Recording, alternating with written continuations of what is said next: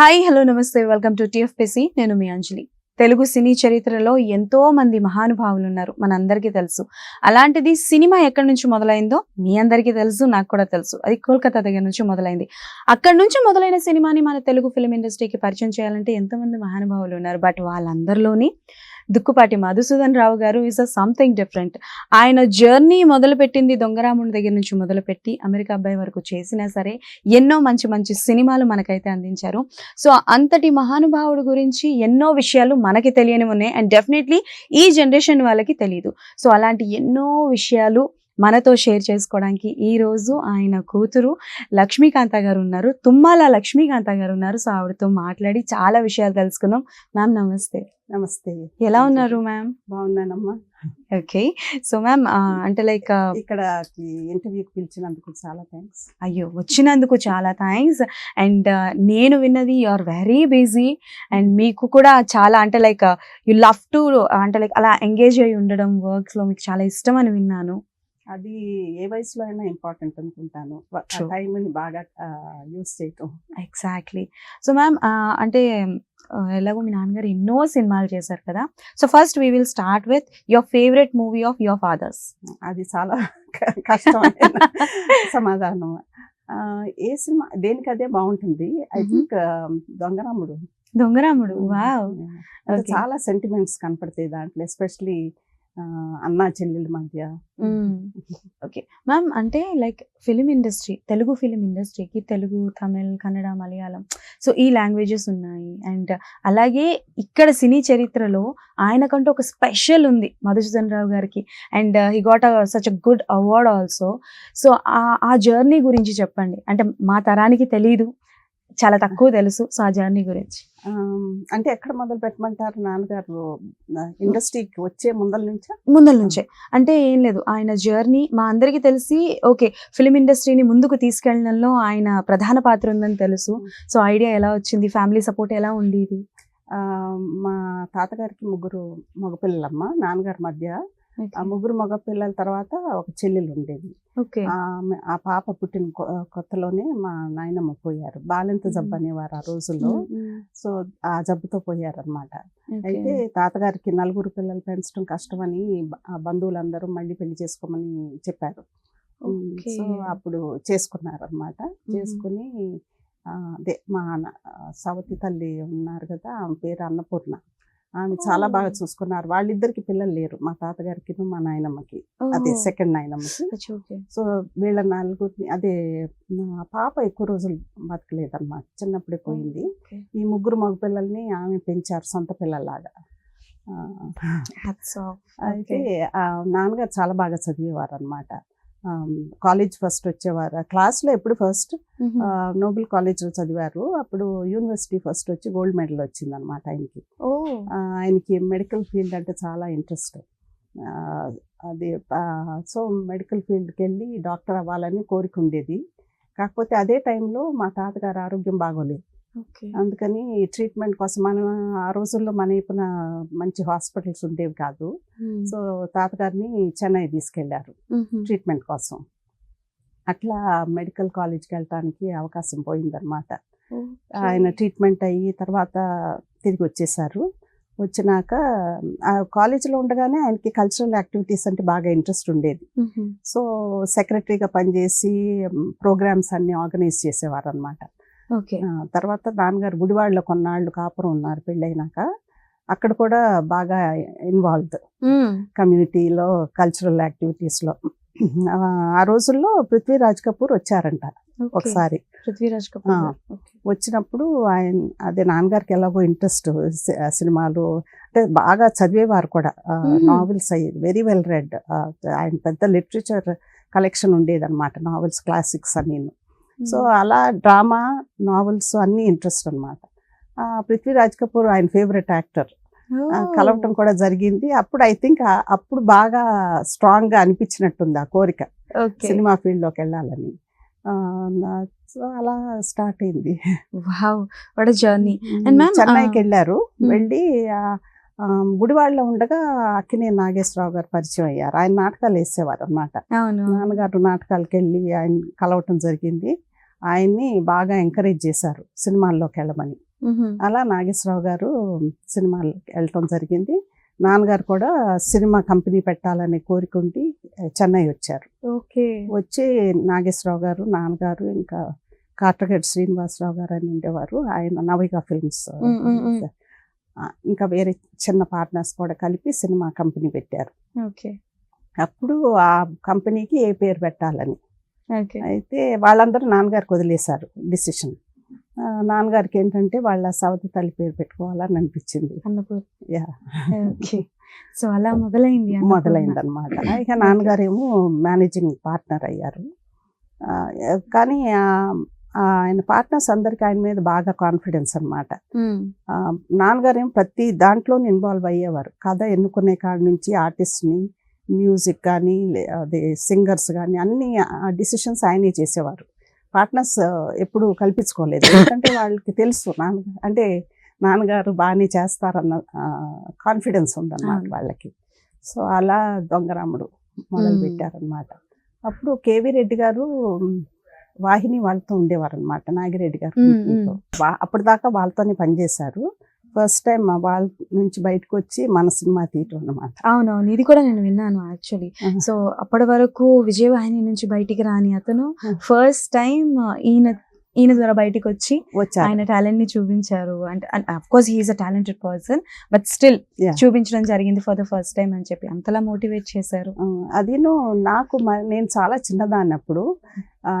ఆ రోజుల్లో పేరెంట్స్ కూడా ఎక్కువ డిస్కస్ చేసేవాళ్ళు కాదు వాళ్ళ వర్క్ గురించి. ఎందుకంటే అవర్స్ కూడా ఎక్కువ ఉండేవి. పొద్దున్న ఎప్పుడో వెళ్ళిపోయేవారు, ఒక్కొక్కప్పుడు అవుట్డోర్ షూటింగ్ ఉంటే రాత్రి ఎప్పుడో వచ్చేవారు, మేము అప్పటికి పడుకునేవాళ్ళం. వర్క్ తీసుకొచ్చి ఇంటికి వచ్చి డిస్కషన్ ఉండేది కాదు. ఆల్మోస్ట్ ఎవరు చెప్పేవాళ్ళు కాదనమాట. కాకపోతే ఈ విషయం తెలిసింది ఏంటంటే నాగేశ్వరరావు గారు కేవీ రెడ్డి గారితో నాకు తెలిసినంత వరకు అంత ముందల్లా ఎప్పుడు చేయలేదు అనుకుంటా. కేవీ రెడ్డి గారు చాలా టాలెంటెడ్ యాక్టర్ కదా, డైరెక్టర్ కదా.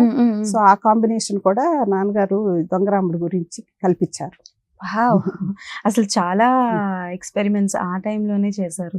అండ్ మీరు ఇందాక చెప్పినట్టు నాగేశ్వరరావు గారి ఫ్యామిలీస్కి అండ్ మీ ఫ్యామిలీకి కూడా మంచి రిలేషన్ ఉంది. అండ్ నాకు తెలిసి ఎప్పుడు మీరు కూడా ఇక్కడ సెటిల్డ్ కదా, ఐ థింక్ ఫారెన్ అమెరికా వెళ్ళానమ్మా. వెళ్ళారు. ఇప్పుడు ఇక్కడేనా అండి? లేదమ్మా, ఇప్పుడు కూడా అక్కడే. యాక్చువల్గా నాన్నగారు నాగేశ్వరరావు గారు అదే అన్నయ్య అంటాం మేము, నాగేశ్వర అన్నయ్య అని అన్నపూర్ణక్క పెళ్లి విషయంలో కూడా నాన్నగారు ఇన్స్ట్రుమెంటల్ అనమాట. అన్నపూర్ణక్క వాళ్ళ ఫాదర్ నాన్నగారికి తెలుసు.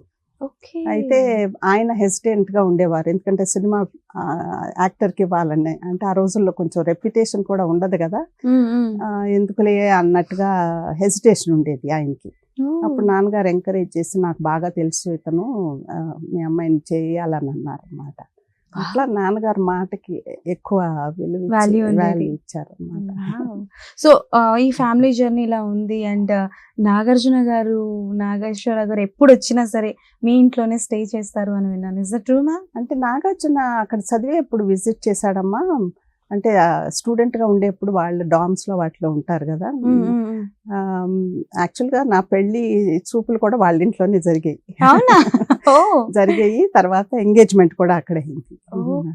బాగా మేము వాళ్ళు బాగా ఇప్పటికీ రిలేషన్ బాగుంటుందమ్మా. కాకపోతే ఎవరు లైఫ్ వాళ్ళు బిజీ అయిపోయాం కదా. నా పెళ్ళైన కొత్తలోనే నేను యుఎస్ వెళ్ళిపోయాను 71 లో. అప్పటి నుంచి అక్కడే ఉంటున్నాము. కాకపోతే ఎవ్రీ ఇయర్ వస్తానన్నమాట. ఇప్పుడు కూడా అక్కడే స్టేనా మ్యామ్? ఎవ్రీ ఇయర్ వస్తూ ఉంటారా? వస్తానమ్మా. 3 years 4 years అయింది వెళ్ళి. 70 times అన్నా వచ్చుంటా. అంటే నేను అక్కడ ఉన్నా, నేను అంటాను ఫిజికల్ గా అక్కడ ఉన్నా కానీ నా హార్ట్ ఇండియాలోనే ఉంది అని.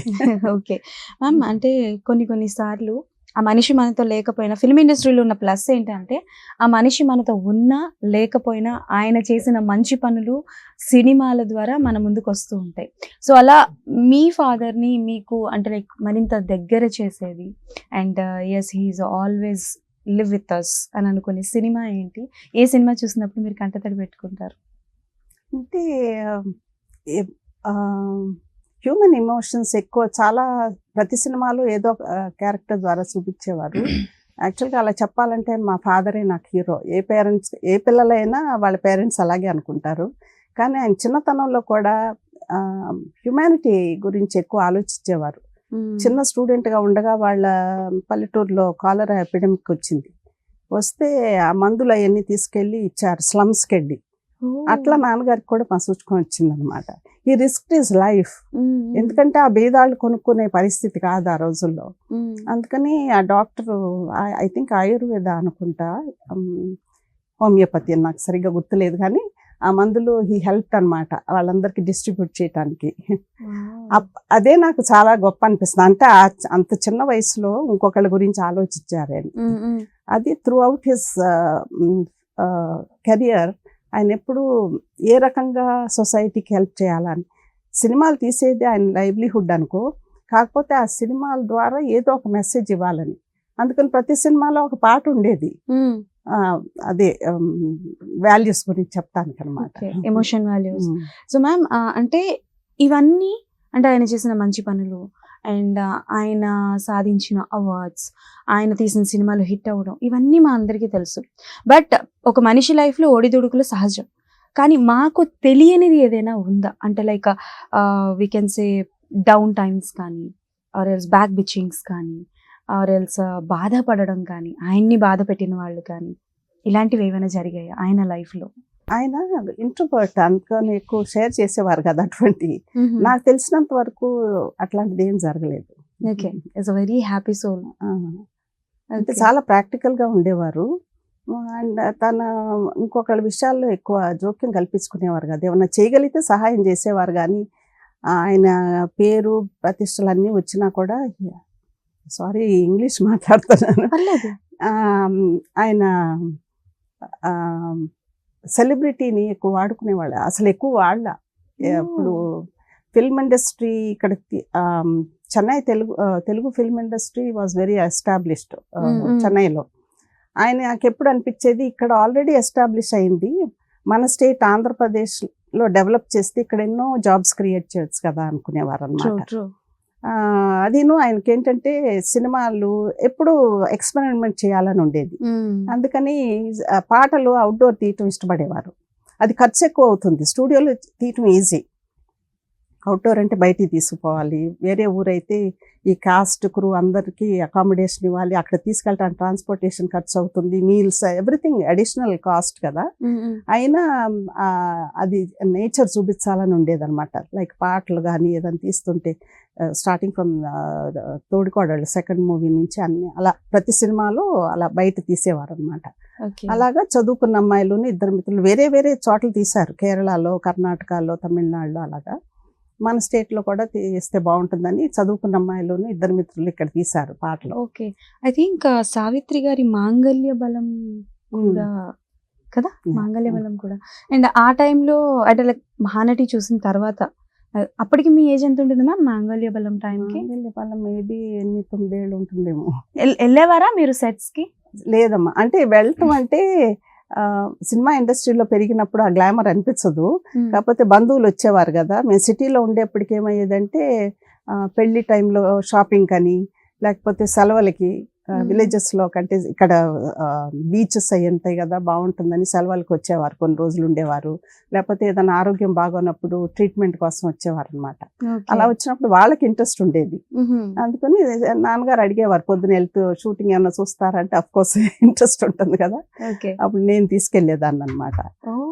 కాకపోతే నాకే మ్యూజిక్ అంటే ఇష్టం అనమాట. మ్యూజిక్ రికార్డింగ్ అడిగితే బాగుండు అనుకునేదాన్ని. అప్పుడప్పుడు రికార్డింగ్కి వెళ్ళేదాన్ని. మ్యామ్, సావిత్రి గారిని ఎప్పుడైనా కలిసారా? చాలా సార్లు. అవునా? యాక్చువల్ గా పెళ్లి కాకముందు మా వీధిలోనే ఉండేవారమ్మా.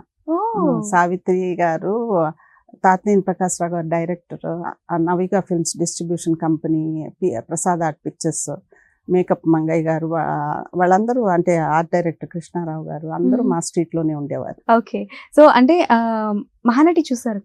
చూసాను. సో ఎంతవరకు అందులో నిజం ఉంది, ఎంతవరకు అందులో కల్పితం ఉంది? నాకు కొంత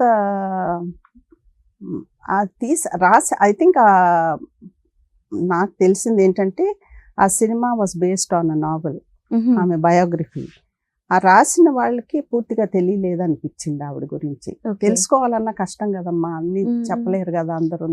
అంటే ఇప్పుడు మహానటి సినిమా తీస్తున్నప్పుడు ఆవిడ ఫస్ట్ డాటర్ని వెళ్ళి అడిగి తీశారు కొన్ని అని తెలిసింది. బట్ మీరు చూసారు కాబట్టి చిన్నప్పటి నుంచి ఆవిడ దగ్గర నుండి చూసుంటారు. అఫ్ కోర్స్ అప్పటికి ఊహ తెలియకపోయినా కొంతవరకు మీకు తెలిసే ఉంటుంది కదా, లైక్ ఇది నిజం, ఇది అబద్ధం, ఇది కల్పితం అని చెప్పి. అలా మీకు ఆ మహానటి సినిమాలో ఏది అనిపించింది, లైక్ ఇది లేదు ఆవిడ లైఫ్ లో బట్ స్టిల్ ఇది చూపించారు అని చెప్పి? నాకు అనిపించింది అది కొంచెం సినిమా అనేప్పటికీ కొంచెం ఎగ్జాజరేషన్ ఉంటుంది. It has to make an impact కదా ఆడియన్స్. కొంచెం డ్రామాటికలీ చూపించారు. అంత దీనస్థితిలో లేరు ఆమె చివరికి పోయే ముందల. ప్లస్ ఏంటంటే ఒక సీన్ లో ఆమె దుమ్ము దులపటం చూపిస్తారు వాళ్ళ ఇల్లు, కానీ అటువంటి సిచ్యువేషన్ ఆవిడకి ఎప్పుడు రాలేదు. Okay, so she was. ఇంకొకటి ఏంటంటే నేను బిట్స్ అండ్ పీసెస్ చూసానమ్మా నిజంగా చెప్పాలంటే ఆ సినిమా. ఎందుకంటే ఒక్కొక్కళ్ళు ఒక్కొక్క రకంగా ఒపీనియన్ ఇచ్చేవారు ఆ సినిమా గురించి. నాకేమో ఆవిడ బాగా తెలిసినాక నాకు చూడాలనిపించలేదు. ఎందుకంటే ఎవరికి తెలియదు 100% ఆవిడ గురించి. ఏదన్నా ఊహించి చేసింది అంతే. ఎందుకంటే ఆవిడతో అసోసియేట్ అయిన వాళ్ళు కూడా మనిషి లేనప్పుడు ఏదైనా చెప్పొచ్చమ్మా. ఎందుకంటే ఆమె లేదు కదా కాంట్రడిక్ట్ చేయడానికి. ఆవిడంటే ఇష్టం అయిన వాళ్ళు బాగా చెప్పారు. ఆవిడ మీద జలసీ ఉండొచ్చు కదా ఆ రోజుల్లో. సో ఏదైనా చెప్పొచ్చు కదా, అండ్ యూ క్యాంట్ వెరిఫై. అది నిజమేదో అబద్ధమేదో తెలియదు మనకి. Okay ma'am, any thing that అంటే like any best thing in Savitri గారు అని అంటే? చాలా డిగ్నిఫైడ్ గా ఉండేవారు, చాలా డిగ్నిఫైడ్, సెల్ఫ్ రెస్పెక్ట్ ఎక్కువ, ఎవరి గురించి చెడుగా చెప్పేవారు కాదు. మాకు మంచి అసోసియేషన్ నాన్నగారికి అమ్మ. మా మెజారిటీ ఆఫ్ ఆర్ మూవీస్ ఆవిడే వేసారు. ఐ థింక్ 9 సినిమాలు వేసినట్టుంది తమిళ సినిమాలతో కలిపి. అండ్ నాకు తెలిసి మాంగళ్య బలం is her careers best movie. అంటే చాలా ఉన్నాయి వెలుగునేళ్ళ అంటే స్టార్టింగ్ కెరియర్ లో మాంగళ్య బలం అన్ని సినిమాల్లో ఆవిడ ఆ క్యారెక్టర్ కి మంచి ఇంపార్టెన్స్ ఉంది. ఇద్దరు మిత్రులు సినిమాలో ఆవిడ వేయలేదు. అయితే నాన్నగారిని అడిగారంట ఆవిడ, అదేంటండి మధుసూదన్ గారు, నేను ఎప్పుడు మీ సినిమాల్లో ఉంటాను కదా, ఈసారి నాకు ఛాన్స్ ఇవ్వలేదంటే, అమ్మ 2 డ్యూయల్ రోల్ నాగేశ్వరరావుకి. సో ఇద్దరు హీరోయిన్స్ ఉండాలి, అందుకని నీకు పెద్ద ఇంపార్టెన్స్ ఉండదు, ఆ story revolves around the hero, అందుకని అంత ఇంపార్టెన్స్ లేని రోల్ ఎందుకు నీకు అనిపించింది అని అన్నారంట. అందుకని అది సిల్వర్ జూబ్లీ చేసుకున్నప్పుడు ఆవిడతోనే మెమెంటోస్ ఇప్పించారు. అది ఇచ్చేప్పుడు కూడా ఆవిడ స్పీచ్ లో అంది, ఎప్పుడు నేను తీసుకునేదాన్ని ఇప్పుడు నేను ఇస్తున్నానని. అలా నాన్నగారి సినిమాల్లో కూడా అమ్మ ఆ రోజుల్లో నాన్నగారి టైంలో record 9 super hit movies in row, అంటే కన్సిక్యూటివ్ అన్నమాట. ఓకే మ్యామ్, సో అంటే లైక్ మీ ఫాదర్ మధుసూదన్ రావు గారు సక్సెస్ఫుల్ ఇండస్ట్రీలో ఉన్నారు, అండ్ మీరు ఇండస్ట్రీకి రావాలి అనుకోలేదా? యాక్టింగ్ లో కానీ ఆర్ ఎల్స్ ఎనీ కైండ్, అంటే లైక్ యాక్టింగ్ కావచ్చు, డైరెక్షన్ కావచ్చు, ఆర్ ఎల్స్ సింగింగ్ కావచ్చు, ఇట్లా ఎందుకు రావద్దు అనుకున్నారా? Or else what? ఆ రోజుల్లో ఎవరికి పెద్ద ఇంట్రెస్ట్ ఉండేది కాదమ్మా. మేమే కాదు, మా నాన్నగారు కంటెంపరీస్ వాళ్ళ పిల్లలు కూడా మూవీ ఇండస్ట్రీ మీద, మూవీ మేకింగ్ కానీ యాక్టింగ్ గురించి కానీ లేదు. తర్వాత అంటే జనరల్ ఒపీనియన్ ఏమైందంటే, వేరే జాబ్స్ చేస్తే రిస్క్, బిజినెస్లు కానీ ఏదన్నాను, వేరేస్ యాక్టింగ్ లీస్ట్ రిస్క్ అనమాట. ఎందుకంటే వాళ్ళేం ఇన్వెస్ట్మెంట్ ఉండదు కదా, జీరో ఇన్వెస్ట్మెంట్. అది హిట్ అయితే మళ్ళీ సినిమాలు వస్తాయి, ఫ్లాప్ అయినా దే గెట్ ద రెమ్యూనరేషన్. అది జనరల్ ఒపీనియన్ అనమాట. ఎనీవే మా టైంలో అసలు అటువంటి ఉద్దేశం లేదు. అదే నాన్నగారు చాలా లో ప్రొఫైల్లో ఉండేవారు. హీ షండ్ పబ్లిసిటీ, తన పని ఏదో he concentrated only on his work. అన్ని ఏరియాస్లో కల్పించుకుని ఇంట్రెస్ట్తో చేసేవారు. ఆఖరి కాస్ట్యూమ్స్ కాడి నుంచి అవుట్డోర్ సిచ్యువేషన్ ఏది, ఎక్కడ సీన్స్ ఎక్కడ షూట్ చేయాలని కానీ, ఆఖరి పాటల్లో కూడా ఆయన అందిస్తూ ఉండేవారు కొన్ని వర్డ్స్ అనమాట. So all rounder. డైలాగ్స్ కానీ స్క్రీన్ ప్లే రాయాలన్నా అవుట్ ఆఫ్ టౌన్ తీసుకెళ్లేవారు, ఎక్కడన్నా క్వైట్ ప్లేస్కి రైటర్స్ కానీ లిరిసిస్ట్ కానీ అట్లా అనమాట. ఓకే, నాకు తెలిసి ఐ థింక్ మీ ఫాదర్ కి ఉన్న క్వాలిటీస్ అన్ని మీకు వచ్చినట్టున్నాయి. ఐ థింక్ మీరు కూడా సమ్ డాక్టర్స్ అసోసియేషన్ కి లీడర్ అంటే తెలిసింది. అమెరికాలో అమెరికన్ మెడికల్ అసోసియేషన్ అని ఉంటుంది, ఫిజిషియన్స్ ఆర్గనైజేషన్ అమ్మా. వాళ్ళ స్పౌసెస్ కి అమెరికన్ మెడికల్ అసోసియేషన్ అలయన్స్ అని ఉంటుంది. అంటే అది volunteer arm of the AMA. అంటే ఇది basically focuses on community service. Okay, మా హస్బెండ్ ఫిజిషియన్ అనమాట, అందుకని నేను ఆయన స్పౌస్ గా ఇన్వాల్వ్ అయ్యాను ఆ ఆర్గనైజేషన్ లో. సో మా కౌంటీకి స్టేట్ కి ప్రెసిడెంట్ అయ్యాను అనమాట. పర్సనలీ అంటే లైక్ మీరు పర్సనలీ అంటే లైక్ ఎప్పుడు అనుకోలే అంటే లైక్ అఫ్ కోర్స్ ఫ్యామిలీ నుంచి ఉండేది కాదు ఒప్పుకుంటాను, మీకు పర్సనల్లీ ఎప్పుడు అనిపించలేదా అంటే ఇండస్ట్రీలో వెళ్దాము, ఇండస్ట్రీలో ఇచ్చేద్దాము అని చెప్పి? మీ personal opinion in years of జర్నీలో. లేదమ్మా, ఎప్పుడు ఇంట్రెస్ట్ లేదు. ఓకే, అప్పుడు మీరు చూసిన ఇండస్ట్రీకి ఇప్పుడు మీరు చూస్తున్న ఇండస్ట్రీకి డిఫరెన్స్ ఏంటండి? ఒక్కటి ఏంటంటే ఇందాక నువ్వు అడిగిన దానికి మా హస్బెండ్ను ఆయన ఫ్రెండ్స్ కలిపి ఒక సినిమా తీశారు. నువ్వు అడిగావు కదా ఇందాక ఇన్వాల్వ్ అయ్యారా, ఒక సినిమా తీశారా, అమెరికా అబ్బాయి. ఓకే, సో అమెరికా అబ్బాయిలో మీరు ఉన్నారా లేకపోతే? లేదమ్మా, కో ప్రొడ్యూసర్ మా హస్బెండ్. ఓకే. ఇందాక ఇంకొకటి I think my age is catching up. వెలుగు నిండే సినిమా తీసేప్పుడు ఒక పాట ఉందన్నమాట. దాంట్లో ఏంటంటే సావిత్రి గారి చిన్నప్పుడు ఫ్రెండ్స్ తో ఆడుతూ ఒక పాట అన్నమాట. అంటే మనకి పోస్ట్ మ్యాన్ అనే ఆట ఉంటుంది, నీకు తెలుసో లేదు. గ్రూప్ లో కూర్చుని ఉంటారు సర్కిల్లో, ఒక అమ్మాయి వెనకాల తిరుగుతూ వెనకాల వేస్తుంది, అది చూసుకుని మళ్ళీ వెళ్తారు కదా. ఆ పాట తీసేప్పుడు ఏమైందంటే వాళ్ళు సెలెక్ట్, ఆదుత్ సుబ్బారావు గారు డైరెక్టర్ అన్నమాట. ఆ పాట తీస్తానికి సెలెక్ట్ చేసుకున్నారు పిల్లల్ని. ఒక అమ్మాయి కుదరలా రావటానికి. అప్పుడు అంతా రెడీగా పెట్టుకున్నారు, షూటింగ్ అని ఇదని అదని. మరి ఇంకో పాప కావాల్సి వచ్చింది. అప్పుడు నన్ను అడిగారు నాన్నగారిని. నాన్నగారికి పెద్ద ఇంట్రెస్ట్ లేదు మొదటి నుంచి, అలా అయితే ఎప్పుడు పెట్టేవారు కదా. కాకపోతే ఏంటంటే ఇప్పుడు షూటింగ్ క్యాన్సిల్ చేయాలన్నా బుక్ చేశారు స్టూడియో అవన్నీ కదా. సరే అని ఒప్పుకున్నారనమాట. అయితే అది చేశాను. అంటే చాలా చిన్నది, అంటే పాట అంతట్లో మేబీ ఒక మినిట్ కూడా కనపడడం లేదు. ఇప్పుడు మనం పాట వెతకాలి, ఆ పాట ఎక్కడుందో చూడాలి, కింద మనం రీల్ క్రియేట్ చేసుకోవాలి. కానీ ప్రాబ్లం ఏంటంటే అది సీరియస్ మూవీ వెలుగు నీడలో. సో అది ఏమనుకున్నారంటే లెంత్ ఎక్కువ అయిపోయిందని ఆ పాట తీసేశారు అన్నమాట. అంటే it wasn't meant to be, thank God అనుకున్నాం మేమందరం. ఓ మ్యామ్, మీరు ఉండాల్సింది నేను చెక్క, ఇప్పుడు మాకు బాగా కలిసి వచ్చేది. ఓకే, సో మ్యామ్ అప్పుడు చూసిన సినిమాలు అంటే లైక్ మీరు చాలా సినిమాలు చూసుంటారులేండి అప్పటి నుంచి.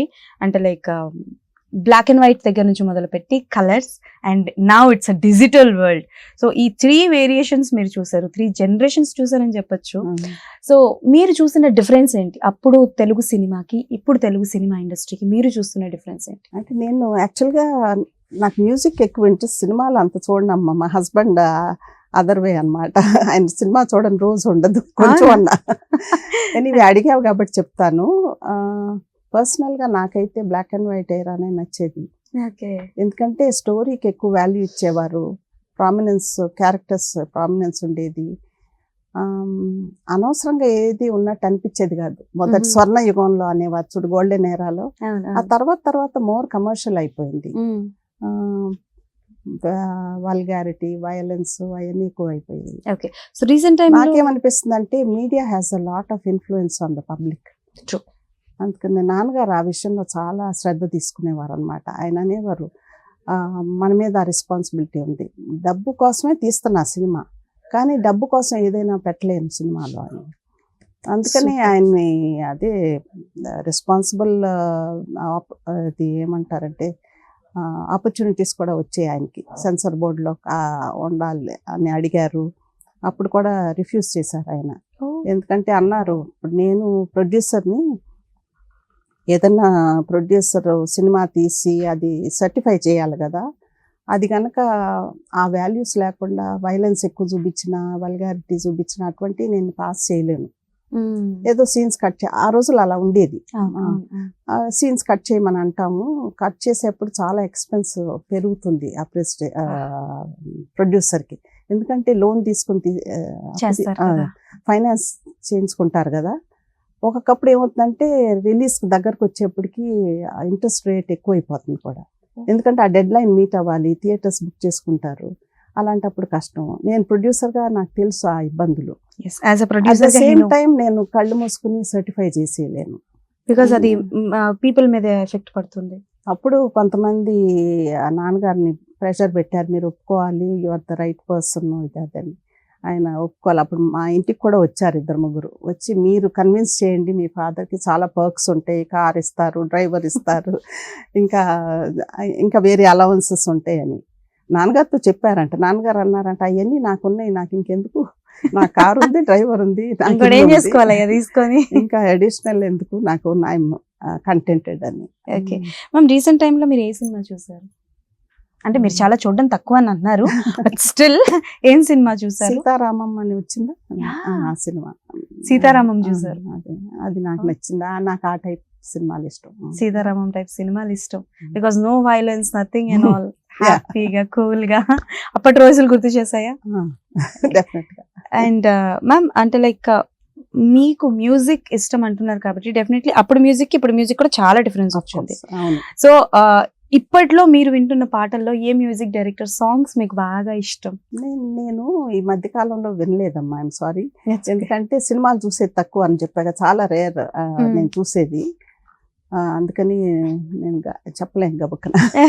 ఓకే, సో అంటే బేసికల్ గా మధుసూదన్ రావు గారు చేసిన సినిమాల్లో మీకు అవకాశం వస్తే ఇప్పుడున్న జనరేషన్ డెఫినెట్లీ కలర్లో ఆ సినిమా చూడాలి, 4Kలో 5Kలో చూడాలి, రిలీజ్లు అవుతుంటాయి కదా సినిమాలు. అలా మా నాన్నగారు చేసిన ఈ సినిమా ఇప్పుడు జనరేషన్ చూడాలి అనుకుంటే ఏ సినిమాని రిలీజ్ చేయాలనుకుంటారు as a daughter of Madhusudan Rao గారు?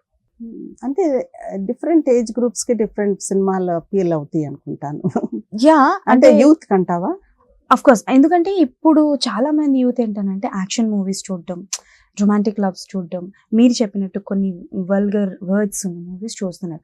సో అప్పుడున్న జనరేషన్స్ కి చాలా మంచి మంచి సినిమాలు, as I told you before. So అన్ని సినిమాల్లోని ఈ సినిమాలు చూపిస్తే అన్ని జానర్స్ కి ఎఫెక్ట్ అవుతుంది, ఆర్ ఎల్స్ యూత్ కి ఇది, ఎల్డర్ వన్స్ కి ఇది అనుకుని ఒక 3 మూవీస్ పేర్లు చెప్పండి. అంటే ఎంటర్టైన్ పరంగా చూస్తే ఇద్దరు మిత్రులు ఉంటుందేమో బహుశా. డ్యూయల్ రోల్ అక్కడ మళ్ళీ ఇద్దరు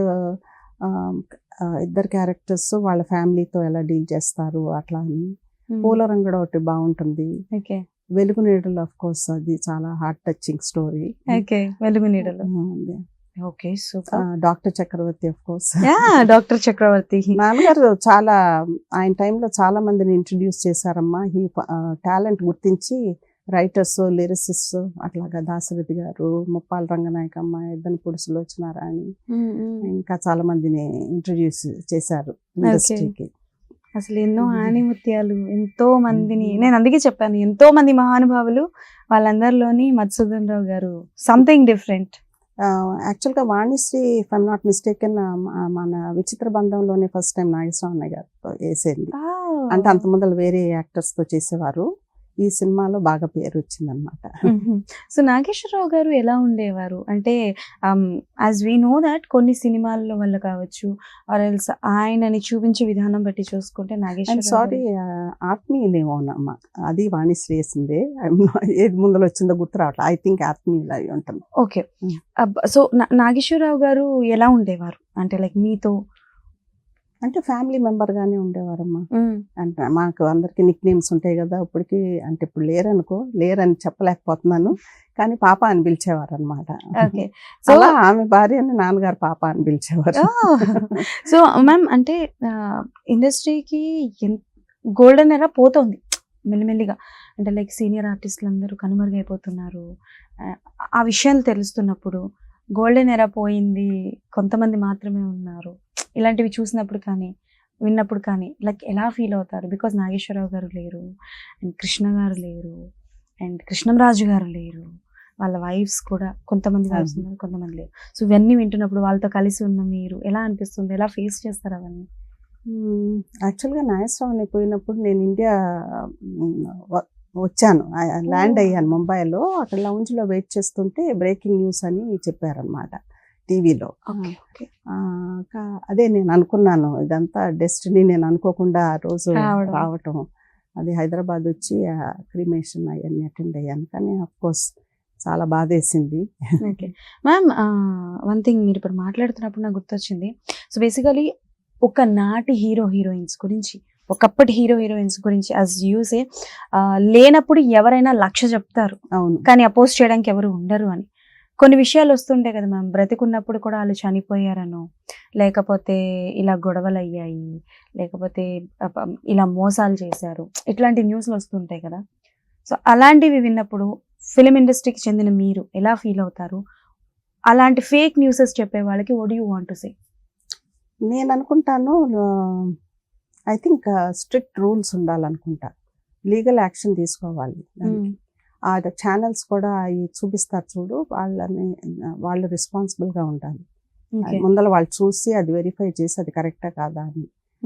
ఎందుకంటే మేము ఇండస్ట్రీలో పెరగటం వల్ల నాకు అక్కడ ఫ్రెండ్స్ కూడా ఫోన్ చేసి ఇదిగో ఇలా జరిగిందంటే నిజమేనా అంటే, అతనేమో చక్కగా బతికి బాగుంటే ఇలా పోయాడంటగా అంటే మాకు తెలిసిన ఫ్యామిలీ అనమాట. నిజమా, నాకేం వార్త తెలియలేదే, మా ఫ్యామిలీ చెప్పలేదే, నిన్నే మాట్లాడానంటే నీకు తెలియకుండా ఉంటుందంటే నేను అన్నాను, ఇప్పుడు ఫోన్ చేస్తే అది రాత్రి పూట ఇండియాలో, వాళ్ళ మదర్కి ఫోన్ చేసి ఇలా పోయాడంట కదా అని ఎలా అడుగుతాను, ముందర మా వాళ్ళకి ఫోన్ చేస్తాను రేపు పొద్దున అవుతుంది కదా అని అంటే వీళ్ళన్నారు అదేం లేదు, ఇది ఈ మధ్య ఇలాగే వస్తున్నాయి టీవీలోనని, యూట్యూబ్లోను. ఐ థింక్ దానికి స్ట్రిక్ట్ రూల్స్ ఉండాలి. Okay. And maybe it's out of a box question for you, but still నేను అడగకుండా ఉండలేకపోతున్నా మ్యామ్. అప్పట్లో కాస్టింగ్ కౌచ్ ఉండేదా మ్యామ్? నాకు తెలిసినంత వరకు లేదమ్మా, టాలెంట్కే ఇంపార్టెన్స్ ఇచ్చేవారు. ఓకే. అండ్ ఇప్పుడు మీరు చాలా వింటూనే ఉంటారు ఈ కాస్టింగ్ కౌచ్ ఇది అని. అది ఎంతవరకు ఇండస్ట్రీకి అంటే లైక్ చాలా మంది ఒక అమ్మాయి ఇండస్ట్రీకి రావాలంటే అప్పట్లో కొంతమంది సపోర్ట్ చేసేవారు, బట్ ఇప్పుడు ఒక అమ్మాయి ఇండస్ట్రీకి వస్తుందంటే there is no one who supports that because of this casting couch.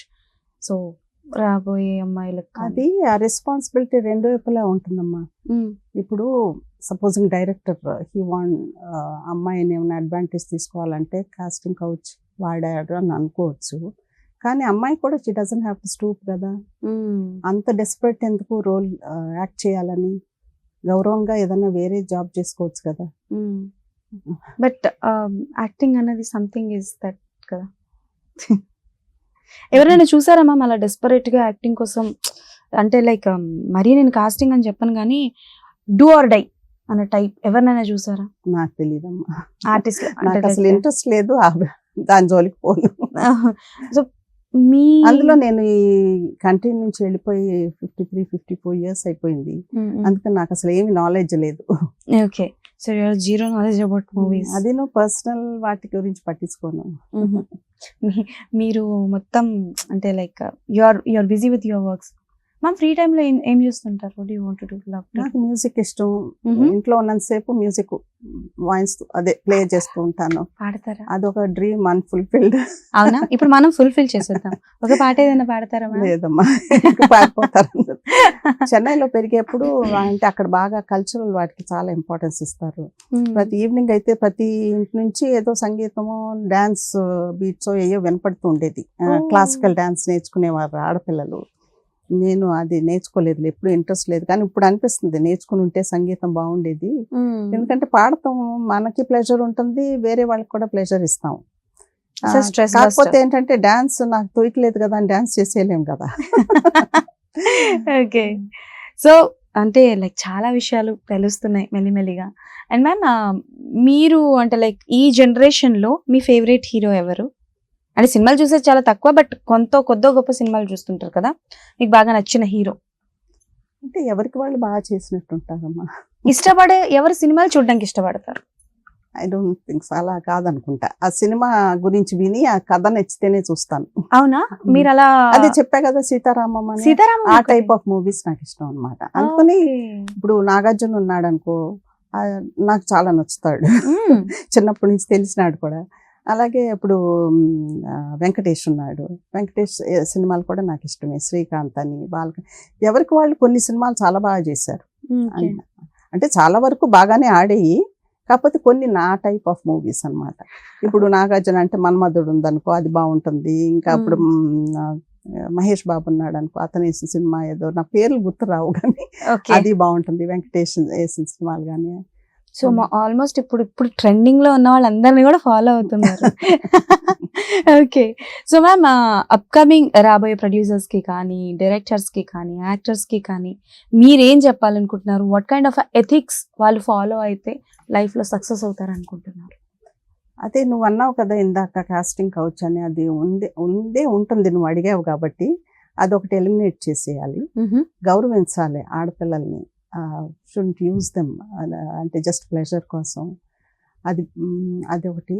మళ్ళీ నాకేమనిపిస్తుంది అంటే, ఎందుకు నేను సినిమాలు అంటే విసుకొచ్చేసిందంటే, ఇదివరకు ఎంటర్టైన్మెంట్ అప్పుడు కాలక్షేపం కోసం చూసేవాళ్ళం పెరిగే రోజుల్లో, కాలేజ్ డేస్ అప్పుడంతా.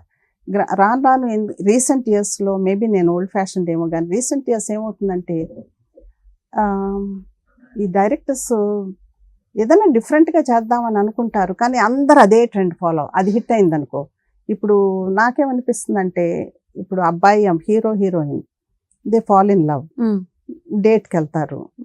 నువ్వు ప్రైవేట్గా గడపాలనుకుంటావు కానీ 50 మంది వెనకాల డాన్స్ చేస్తుంటే అదేమి కైండ్ ఆఫ్ డేట్, అది నాకు అర్థం కాదు. అంటే కొన్ని ఒక పాట అయితే పర్వాలేదు, ప్రతి సినిమాలో అనమాట. అది నాకు అనిపిస్తుంది సినిమా తీయటమే ఒక పెద్ద గ్యాంబుల్, ఇట్స్ అ బిజినెస్. కానీ నీకు తెలియదు, ప్రతి ప్రొడ్యూసర్ తీసేప్పుడు సూపర్ హిట్ అవుతుందనే తీస్తాడు, అది ఫ్లాప్ అవుతుందని తీయడు కదా. తీసినప్పుడు మరి ఎంత expense, direct should be more responsible అనిపిస్తుంది. ఎందుకంటే తన జేబులోంచి కట్టట్లేదు డబ్బు, అది ప్రొడ్యూసర్ కడతాడు కదా అని నువ్వు ఆ బడ్జెట్ పెంచుకుంటూ పోతే అది తప్పు కదా. అంతమంది డాన్సర్స్ పెట్టాల్సిన పని లేదు పాటలకి. ఇప్పుడు హోలీ పాట అని ఏదో సినిమాలో చూసా, హోలీ పాట చూపించారు. ఎంతమంది ఉన్నారు వెనకాల, అసలు ఎవరి మొహాలు సరిగ్గా కనపడవు. అది అంతమందికి కాస్ట్యూమ్స్ వేయాలా, అంతమందికి డబ్బులు కట్టాలా, భోజనము అన్ని వాట్ ఎవర్, అది అవసరమా అనిపిస్తుంది. ఆ పాట నిజంగా అందంగా ఉంటే ఆ హీరోయిన్ మీద ఫోకస్ చేస్తే చాలు, అంతమంది అనవసరం అనిపిస్తుంది. పోనీ ఒక సినిమాలో వెరైటీ కని పెట్టావు, అందరూ అది పెట్టిన అవసరం. ఆ సినిమాలో ఆ సిచ్యువేషన్ బాగుండి హిట్ అయ్యి ఆ సినిమా కూడా హిట్ అయ్యి ఉండొచ్చు. కానీ ప్రతి డైరెక్టర్ తను ఏదైనా డిఫరెంట్గా చేయాలని ఎందుకు అనుకోడు అనుకుంటాను. నైస్. ఈ ఎరా ఎప్పుడు స్టార్ట్ అయింది అంటారు? అంటే లైక్ బ్యాక్గ్రౌండ్ లో డాన్సర్స్ ని పెట్టి చేయాలి అని. ఎందుకంటే పాతకాలంలో సాంగ్స్ ఎట్లా ఉండేవి అంటే ఐదరు ఉంటే ఇంట్లో, లైక్ హాల్లోనో వంటగదిలోనో లేకపోతే పొలాల్లోనో, అప్పుడు కూడా ఇద్దరే ఉండేవారు, ఎక్కువ ఉండేవారు కాదు. సో ఈ ఎరా ఎప్పటి నుంచి స్టార్ట్ అయింది అనుకుంటా? తెలియదమ్మా, ఐఎమ్ అవుట్ ఆఫ్ టచ్. ఎందుకంటే నేను వెళ్ళిన కొత్తలో అప్పుడు యూట్యూబ్ అవన్నీ లేవు, మనం వీడియో క్యాసెట్స్ కొనుక్కోవాలి. అవన్నీ నాకు ఎగ్జాక్ట్గా గుర్తులేదు, ఎందుకంటే సినిమాలు అంటే ఇంట్రెస్ట్ తక్కువ అని చెప్పా కదా, అందుకని నాకు నిజంగా తెలియదు ఎప్పుడు మొదలైంది ఈ ట్రెండ్. కానీ ఆ ట్రెండ్ మార్చాలి, విసుకొస్తుంది. అంటే అట్లీస్ట్ నాకు విసుకొస్తుంది, ప్రతి సినిమాలో అదేనా అనిపిస్తుంది. అండ్ ఇప్పుడు యాక్షన్ సీక్వెన్సెస్ కూడా ఎక్కువ అయిపోయాయి, యాక్షన్ డ్రామా కూడా చాలా ఎక్కువ అయిపోయింది. సో ఎస్, దీని మీద మనం దృష్టి పెడదాం, ఆలోచిద్దాం. And ma'am, do you think that technology develop అవ్వడం వల్ల is it a plus for us or a minus for us? It is plus, కానీ అది అవసరానికి మించి వాడకూడదు అనిపిస్తుంది. అవసరానికి మించి వాడకూడదు. ఎందుకంటే ఇప్పుడు యానిమేటెడ్ ఏయో చూపిస్తారు, ఒక సినిమాలో బాగానే ఉంటుంది వెరైటీ, ప్రతి దాంట్లో అనవసరం. ఓ పిల్లి వచ్చిందనో జింక్ వచ్చిందనో అది అంటే ఇట్ ఈస్ ఓకే, కానీ అది అంత అవసరం లేదు. మేబీ అది చీపర్ అయితే పెట్టుకోవచ్చేమో మరి. ఓకే, హనుమాన్ చూసారమ్మా? లేదమ్మా, హనుమాన్ చూడలేదు. సో చాలా తక్కువగా మీరు సినిమాలు చూస్తుంటారు, టాక్ బాగుంది అని అంటే you will go and watch. మా హస్బెండ్ చెప్తారు ఎప్పుడన్నా, అది నా టైప్ ఆఫ్ సినిమా అయితే అంటారు, నీకు నచ్చుతుంది ఈ సినిమా చూడని. ఓకే, సో మ్యామ్ మీది అంటే if you don't mind, it's a personal question, మీది love marriage or arranged marriage? Arranged ఏమా. అరేంజ్డ్. ఆ రోజుల్లో I think love marriage almost లెక్క పెట్టొచ్చేమో. ఓకే, అండ్ నాగేశ్వరరావు గారు కాకుండా ఇండస్ట్రీలో ఇంకెవరు ఉన్నారు మీకు ఫ్యామిలీ ఫ్రెండ్స్? ఫ్యామిలీ గుమ్మడి వెంకటేశ్వరరావు గారు. ఓకే, అండ్ అంటే లైక్ ఇప్పుడున్న జనరేషన్లో ఎవరైనా ఉన్నారా మ్యామ్? అంటే రామానాయుడు గారు వాళ్ళ ఫ్యామిలీ బాగానే తెలుసు, కానీ గుమ్మడి వెంకటేశ్వరరావు గారు వాళ్ళ ఫ్యామిలీ మేము చెన్నైలో ఉండగా మా వెనకాల రోడ్లో ఉండేవారు అనమాట. సో మాకు ఎదురింట్లోనేమో డివిఎస్ రాజు గారు ఉండేవారు. సో గుమ్మడి అంకుల్ వాళ్ళ పిల్లలు ఇక్కడికి వచ్చేవారు ట్యూషన్కి, అట్లా దాదాపు రోజు చూసుకునేవాళ్ళం. ఇప్పటికీ ఆ రిలేషన్షిప్ మెయింటైన్ చేస్తాము.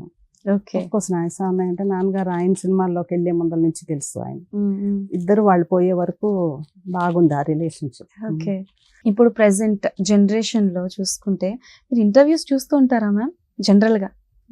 అంటే లైక్ సెలబ్రిటీ ఇంటర్వ్యూస్ అవి చూస్తూ ఉంటారా అసలు? మరి ఏమైనా తెలుసుకోవాలి అని అంటే ఎలా? అంటే మీకు ఇంట్రెస్ట్ అంత ఉండదు, బట్ స్టిల్ ఏం జరుగుతుంది ఏంటి అంటే, ఇప్పుడు నేను చెప్పా కదా సినిమాలు అంటే నాకు పెద్ద ఇంట్రెస్ట్ లేదు, అందుకని వాళ్ళు చెప్పే వాళ్ళ కెరియర్స్ గురించి ఏం చెప్తే నాకేం ఇంట్రెస్ట్ ఉండదు. ప్లస్ ఏంటంటే ఇంటర్వ్యూస్ లో ఒక్కొక్కప్పుడు పర్సనల్ క్వశ్చన్స్ అడుగుతూ ఉంటారు, అవి నాకు ఇంట్రెస్ట్ లేదు. ఎవరి గురించి తెలుసుకుని ఏం చేస్తాం అనుకుంటా. అన్లెస్ ఇప్పుడు నాకు వాళ్ళతో వర్క్ చేయాలనుకో, అది వేరు. ఇప్పుడు నీ జాబ్ వేరు, ఇప్పుడు నీది టాక్ షో లాగా కదా, నువ్వు ఇంటర్వ్యూ చేస్తా, దట్స్ ఫైన్. కానీ కొన్నిట్లో పర్సనల్ క్వశ్చన్స్ అడిగినట్టుంటారు, లేకపోతే it's very out of the box questions. అదే మెయిన్ థింగ్ ఏంటంటే ఆ ఇండస్ట్రీలో పెరిగినప్పుడు నీకు ఉండదు అంత interest. Because out of the industry ఉంటే ఆ నాలెడ్జ్ తెలుసుకోవాలని ఇంట్రెస్ట్ ఉంటుంది. ఓకే. అండ్ మ్యామ్, ఆ టైంలో మీరు థియేటర్ కి వెళ్ళి ఎంజాయ్ చేసి చూసిన సినిమా ఏంటి అప్పట్లో? మాయాబజార్ నేను అదే ఆన్సర్ అనుకున్నా. ఓకే, మాయాబజార్. మాయాబజార్ అంటే మా సినిమాలు ఎలాగో నాకు నచ్చేవి. అది మళ్ళీ గుండమ్మ కథ ఒకటి. ఓ, అన్ని సావిత్రి గారివే. మోగ మనసులు అదే సావిత్రి గారే. సో దీన్ని బట్టి నాకు అర్థమైంది ఏంటంటే సావిత్రి గారికి మీకు మంచి బాండింగ్ ఉండేది. అంటే నాకు యాక్ట్రెస్ అంటే ఆమె అనిపిస్తుంది, most favourite actress. Okay. And ma'am, నేను ఇంకొక విషయం మిమ్మల్ని అడుగుతాను, స్ట్రైట్ గా చెప్పాలి. సో సావిత్రి గారి క్యారెక్టర్ ఇద్దరు ప్లే చేశారు. ఒకటి మన కీర్తి సురేష్ గారు చేశారు మహానటిలో, ఇంకొకటి నిత్యా మీనన్ గారు మన ఎన్టీఆర్ గారి బయోపిక్ లో ఒక చిన్న పార్ట్ చేశారు. నేను చూడలేదా? ఓకే, మీకు ఎంత వరకు కీర్తి సురేష్ గారు న్యాయం చేశారనిపిస్తుంది ఆ బిట్స్ చూసినప్పుడు? కానీ ఆవిడ క్యారెక్టర్ బాగా చేసింది అనిపించింది. యాప్ట్ అయ్యారా కరెక్ట్ గా? సో ఈ జనరేషన్ లో ఏ హీరోయిన్స్ మీకు అంటే like she's on right path అని అనిపిస్తుంది? చెప్పే కదా, నేను చూసేది తక్కువగా. నాకు అనిపిస్తుంది డైరెక్టర్స్ ప్రొడ్యూసర్స్ కూడా ఫీమేల్ క్యారెక్టర్స్ కి పెద్ద ఇంపార్టెన్స్ ఇవ్వట్లా. సినిమా ఎంతసేపు ఆ హీరో చుట్టూనే తిరుగుతుంది ఆ కథ అంతా. ఈ ఆడాళ్ళు ఎంతసేపు డ్యూయట్స్ కోసం పెట్టుకున్నట్టు ఉంటుంది, యాక్సెసరీస్ లాగా. True ma'am, to be very frank చెప్తున్నాను, ఇప్పటివరకు నేను ఎంతో మందిని ఇంటర్వ్యూ చేశాను, ఎంతో మందితో మాట్లాడాను, ఎంతో మందిని మిమ్మల్ని అడిగిన కొన్ని క్వశ్చన్స్ని అడిగాను. No one answer me these kind of things. అంటే లైక్ ఫీమేల్స్ లీడ్ ఏదైతే అంటున్నారో మీరు ఇప్పుడు, అది it's my point of view, my thought, maybe దానికోసమే అని. But to be very frank, మీరు చెప్పినప్పుడు కూడా ఓకే, నేను వర్తబుల్ గానే ఆలోచిస్తున్నా అనిపించింది. And you're true. చాలా సినిమాలు ఏంటంటే just for song or for dialogues or for attraction, beauty కోసం మాత్రమే కొంతమందిని పెడుతూ ఉంటారు. పాపం వాళ్ళ కెరియర్ ఏమవుతుందని కూడా ఉండదు, ఆలోచించరు. ఎందుకంటే వాళ్ళ టాలెంట్ చూపించుకోవటానికి అవకాశం ఇవ్వట్లేదు డైరెక్టర్. ఇంపార్టెన్స్ లేదు కదా ఆ రోల్ కి. అదే ఇప్పుడు జయసుధ, జయప్రద, రాధిక, సుహాసిని, ఇంకా కొంతమంది ఉన్నారు, వాళ్ళకి ఇంపార్టెన్స్ ఉండేది వాళ్ళ రోల్ కి. అప్పుడు సినిమాలో అలా ఉండేవి. అదే నువ్వు ఇందాక అన్నావు చూడు, ఆ డాన్స్లు అవన్నీ ఎప్పుడు మొదలయ్యాయి అంటే నాకు నిజంగా తెలియదు ఎప్పుడో, కానీ వాళ్ళు ఉండే టైంలో అంత లేవు. చాలా కొంతవరకు ఒకటి అరా ఉండేది అక్కడక్కడ ఏదన్నా సినిమాలో కానీ. రొటీన్ గా ప్రతి సినిమాలో 2-3 డాన్సులు. అదే నాకు అర్థం కాదు, బాయ్ ఫ్రెండ్ గర్ల్ ఫ్రెండ్ ఊటీకో ఎక్కడికి వెళ్తే 50 మందిని తీసుకెళ్లరు కదా, అక్కడేదో పాడుతూ ఉంటారు, వెనకాల వాళ్ళకి ప్రైవసీ ఉండదు కదా. ట్రూ. సో మ్యామ్, ఫైనల్ గా అంటే లైక్ మిమ్మల్ని మేము ఎప్పుడైనా చూడొచ్చా? అంటే లైక్ ఇండస్ట్రీలో ప్రొడ్యూసర్ గా కానీ, డైరెక్టర్ గా కానీ, అండ్ మీ ఫాదర్ బయోపిక్ ఎప్పుడైనా మేము ఎక్స్పెక్ట్ చేయొచ్చా? ఐ థింక్ అది చేయాలనుకుంటానమ్మా అనిపిస్తోంది. ఈ మధ్య అడుగుతున్నారు మా ఫ్రెండ్స్ కూడా, ఎందుకంటే ఆయన కాంట్రిబ్యూషన్ ఇండస్ట్రీకి చాలా ఉంది. So much. ఈ రోజుకి ఇక్కడ హైదరాబాద్లో ఫిల్మ్ ఇండస్ట్రీ ఉందంటే అది మా నాన్నగారి వల్లే. ట్రూ. ఎందుకంటే ఇందాక చెప్పాను, నాన్నగారికి నోబెల్ కాలేజ్ టైంలో బ్రహ్మానంద రెడ్డి గారి ఫ్రెండ్, వాళ్ళిద్దరు అదే కాలేజ్లో చదివారు. ఆ సినిమాలు తీసారన్నాను చూడు, అది చాలా ఖర్చు అయ్యేది. ఆయన అన్న, రెడ్డి గారు ఇలాగ సినిమాలు ఇక్కడ తీస్తే బాగుంటుందండి, ఎన్నో జాబ్స్ క్రియేట్ అవుతాయి అంటే సబ్సిడీ ఇస్తామన్నారు. కానీ అదేం సరిపోలేదు అనమాట, ఎవరు రావట్లేదు నాన్నగారు తప్ప. తర్వాత చెన్నారెడ్డి గారు అయ్యారు చీఫ్ మినిస్టర్. ఆయన కూడా నాన్నగారు కంపెనీ పెట్టే ముందలే గుడివాడలో ఉండే రోజుల నుంచి తెలుసు. అయితే మంచి రిలేషన్షిప్ ఉంది ఇద్దరికి. ఆయనతో మళ్ళీ మాట్లాడారు నాన్నగారు, ఇలా చెన్నారెడ్డి గారు నాకు ఇక్కడ ఇండస్ట్రీ, ఎలాగో చెన్నైలో ఇండస్ట్రీ ఫుల్లీ డెవలప్డ్, అందరూ అక్కడికి తీస్తున్నారు కదా, ఇది మన స్టేట్, మన తెలుగు వాళ్ళం, మన స్టేట్ కూడా డెవలప్ చేయాలని నాకు బాగా ఉంది, కానీ మీరు ఏదైనా ఇన్సెంటివ్ ఇవ్వాలి, ఎందుకంటే ఏదైనా మంచి ఇన్సెంటివ్ ఉంటే తప్ప కంపెనీలు ఇక్కడ రావు. అంటే అప్పుడు ఆయన, సరే మీరు చెప్పండి, సజెస్ట్ చేయండి ఏం చేస్తే బాగుంటుందని. అప్పుడు నాన్నగారు అన్నారు, కొంత ల్యాండ్ ఇవ్వండి నామినల్ కాస్ట్కి, గోయింగ్ రేట్ కాకుండా నామినల్ కాస్ట్కి ల్యాండ్ ఇస్తే కొంతమంది ప్రొడ్యూసర్స్ వస్తారు కదా అని. సరే అని వెంటనే ఒప్పుకున్నారు. ఒప్పుకుని ఇప్పుడు part of Jubilee Hills became Film Nagar. అది నాన్నగారు Film Nagar founding president of Film Nagar cooperative society. Literally we're waiting. అంటే మీకు ఆ ఉద్దేశం ఉందా బయోపిక్? ఎందుకంటే ఎంతో మంది బయోపిక్స్ వస్తున్నాయి, అందులో ఎంత నిజం ఉందో ఎంత అబద్ధం ఉందో మాకు తెలియదు. But as a genuine person మీరు నాకు జెన్యూన్ అనిపిస్తున్నారు కాబట్టి మేము ఎక్స్పెక్ట్ చేయొచ్చా దుక్కుపాటి మధుసూదన్ రావు గారి బయోపిక్ వస్తుంది అని మేము ఎక్స్పెక్టేషన్స్ పెట్టుకోవచ్చా? నువ్వు ఇప్పుడు అంటుంటే నాకు నిజంగా సీరియస్ థాట్ పెట్టాలని ఉంది దాని గురించి. పెట్టండి మ్యామ్. ఇందాక చెప్పిన దానికి ఇంకొంచెం యాడ్ చేయాలని ఉంది. నాన్నగారు అదే ఫౌండింగ్ ప్రెసిడెంట్ అయ్యారు కదా కోఆపరేటివ్ సొసైటీకి. అప్పుడు ఈ ఫిల్మ్ నగర్లో ఇక్కడ పనిచేసే వాళ్ళందరితోనే అప్లికేషన్స్ పెట్టించారు. ఇప్పుడు డ్రైవర్ కానీ, చాకలు కానీ, డైరెక్టర్ కానీ, ప్రొడ్యూసర్ అందరితోనే పెట్టించారు అప్లికేషన్స్. అంటే డిఫరెంట్ లాట్స్గా చేశారు. ఎవరెవరు అప్లై చేశారో వాళ్ళందరికీ కేటాయించారు. అంటే అఫ్ కోర్స్ వాళ్ళు కొన్నారు కానీ వెరీ నామినల్ కాస్ట్ అన్నమాట.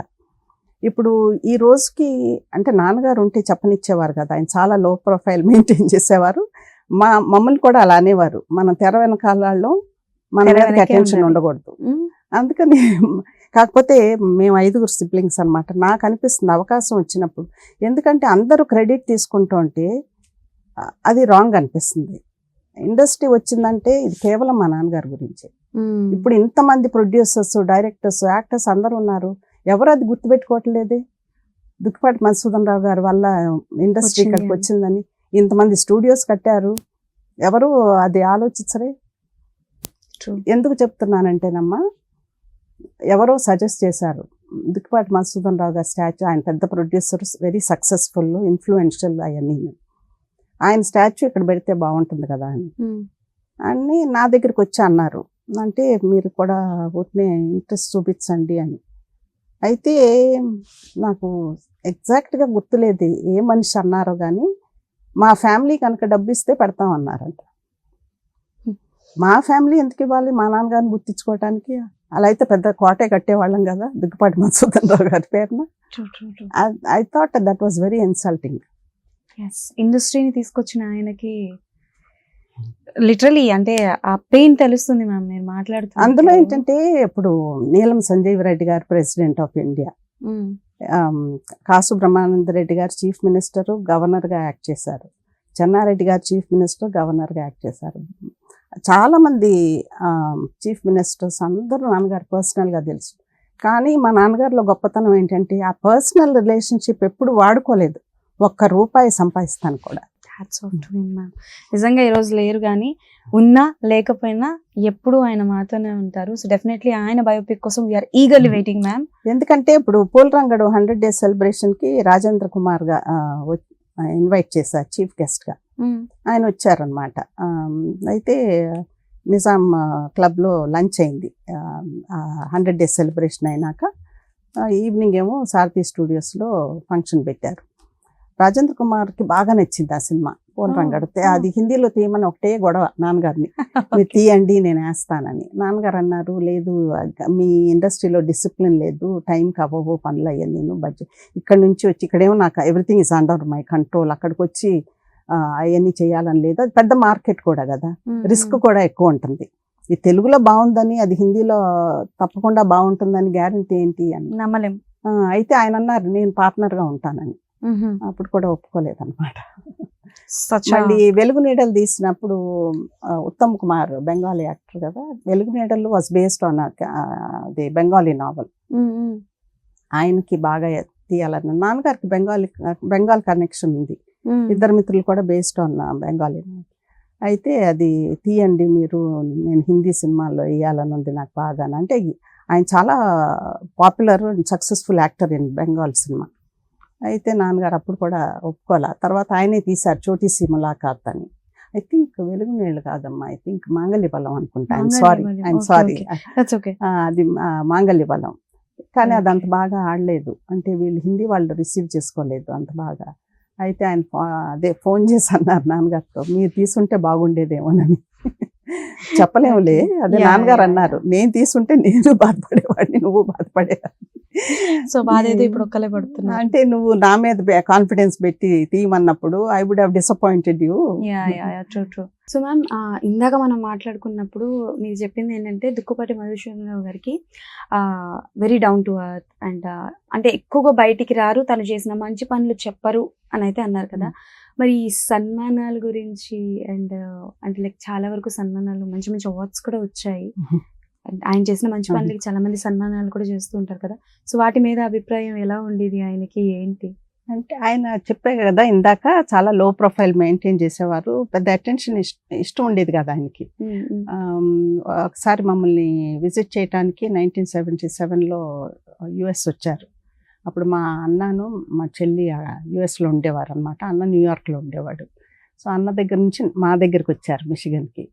అప్పుడు అన్న ఫోన్ చేసి, ఇలా నాన్నగారు మా Telugu association, New York Telugu association వాళ్ళు మిమ్మల్ని ఆనర్ చేద్దాం అనుకుంటున్నారు, మీరు ఎప్పుడు వస్తారు మళ్ళీ బ్యాక్ న్యూయార్క్కి, డేట్ ఇవ్వమంటున్నారు, సన్మానం చేస్తారంట. అంటే సన్మానం నాకెందుకు సన్మానం అన్నారు. ఏం లేదు, మీ కెరియర్ గురించి బాగా డిస్టింగ్విష్డ్ కెరియర్ కదా, దాన్ని గుర్తిస్తాను కానీ అంటే. ఆయన అన్నారు, ఇది నా బ్రెడ్ అండ్ బటర్, నేను చేసేది నా జీవనోపాధికి, కానీ ఆ సన్మానాలు అవన్నీ వద్దు, నేను వచ్చి కలుస్తా కానీ అటువంటి పెట్టుకోవాలని అవసరం లేదని చెప్పారనమాట. సో మ్యామ్, అంటే లైక్ అవార్డ్స్ గురించి చెప్పారు, మధుసూదన్ రావు గారి గురించి చెప్పారు, అండ్ ఆయన అవార్డ్స్ని అంటే వెరీ లో ప్రొఫైల్ మెయింటైన్ చేస్తారంటున్నారు కదా. నాకు తెలిసినంత వరకు యు ఆర్ ద వన్, అంటే తెలుసు మీరు ఎన్నో వర్క్స్ చేస్తుంటారు, అందులో తెలిసిన నాకు కొంత లైక్ ఒక కమిటీ ఉంది మీరున్న ప్లేస్లోని, దానికి మీరు ప్రెసిడెంట్ అని. సో ఇంకా ఏం చేస్తుంటారు, ఏంటి మాకు తెలియని ఇంకా వర్క్స్? అంటే మేము 71లో వెళ్ళామమ్మా. అప్పుడు వచ్చేసే ఉద్దేశం ఉండేదన్నమాట. అందుకని ఎప్పుడు ఉద్యోగం చేయాలని కానీ ఏమీ ఇంట్రెస్ట్ చూపించలేదు. తర్వాత లోకల్ కమ్యూనిటీలో ఇన్వాల్వ్ అవ్వాలని ఇంట్రెస్ట్ వచ్చిందనమాట. ఏదన్నా నాకు టైం ఉంటే కమ్యూనిటీ సర్వీస్ చేయాలనిపించింది.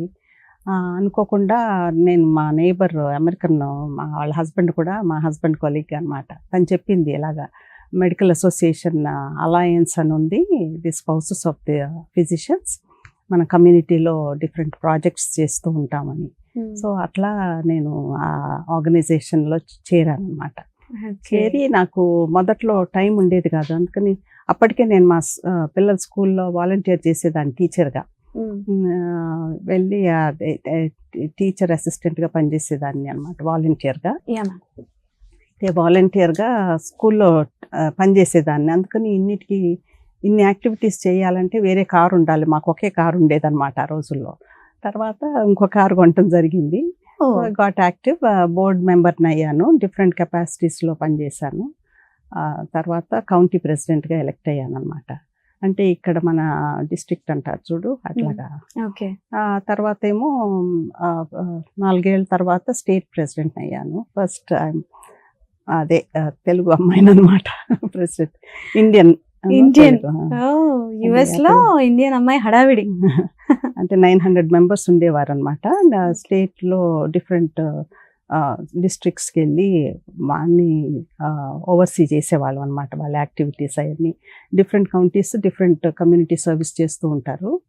సో అవన్నీ చూసుకుంటూ ఉండేదాన్ని అనమాట. తర్వాత ఇండియా 50 year ఇండిపెండెన్స్ సెలబ్రేషన్ అప్పుడు మాకు పెద్ద కమ్యూనిటీ ఉంది, ఇండియన్ కమ్యూనిటీ, మేముండే ఊర్లో. ఆ ఊర్లో 84లో నేను ఫస్ట్ ఫీమేల్ ప్రెసిడెంట్గా ఎలక్ట్ అయ్యాను.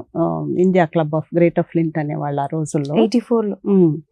సో అప్పుడు మేమందరం కూర్చొని అనుకున్నాం, ఏదన్నా చేస్తే బాగుంటుంది ఈ కమ్యూనిటీకి. మనం ఇక్కడికి వచ్చి we made a life in US, we have to give back, ఈ కమ్యూనిటీకి ఏదన్నా హెల్ప్ చేస్తే బాగుంటుందని.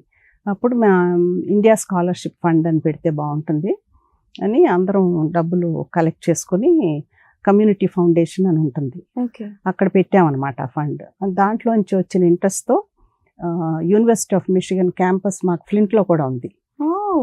మెయిన్ క్యాంపస్ యాన్ ఆర్బర్, ఫ్లింట్లో కూడా ఉంది. అక్కడ సెటప్ చేసాం అనమాట. ఎవ్రీ ఇయర్ స్టూడెంట్స్కి ఈ ఇంట్రెస్ట్, ఈ కమ్యూనిటీ ఫౌండేషన్లో మేము పెట్టిన ఫండ్కి వచ్చిన ఇంట్రెస్ట్తో స్కాలర్షిప్స్ ఇచ్చేట్టు ఎనీ డిజర్వింగ్ స్టూడెంట్కి అనమాట. దానికి చైర్పర్సన్గా ఉన్నాను అనమాట. మ్యామ్ ఏంటి మ్యామ్ అసలు you are doing so మళ్ళీ many things. మాకు ఊర్లో మెక్లెరన్ హాస్పిటల్ ఉంది, దానికి ఫౌండేషన్ ఉంటుంది. Okay. దాంట్లో నన్ను పెట్టారు బోర్డు మెంబర్గా, మెక్లెరన్ ఫౌండేషన్ బోర్డులో ట్రస్టీగా. సో అది కూడా మీటింగ్స్ అవి ఉంటూ ఉంటాయి కదా. అది కాకుండా మా మెడికల్ సొసైటీ ఫౌండేషన్లో కూడా బోర్డు మెంబర్గా ఉన్నాను అనమాట. వామ్మో ma'am, so many responsibilities are there for you కదా. రెస్పాన్సిబిలిటీ అంటే ఇట్స్ నైస్ వే అండ్ అంటే కాలక్షేపం అవుతుంది, వాళ్ళకి ఉపయోగపడతాను నేను. How will you manage ma'am? అంటే ఇప్పుడు ఒక రెస్పాన్సిబిలిటీ ఇస్తేనే we will take too much of pressure. So అలాంటిది మీరు దగ్గర 4-5 రెస్పాన్సిబిలిటీస్ ఉన్నాయి మ్యామ్ మీకు. అంటే ఐ థింక్ మా నాన్నగారు అనుకుంటా నాకు ఇన్స్పిరేషన్ అమ్మా.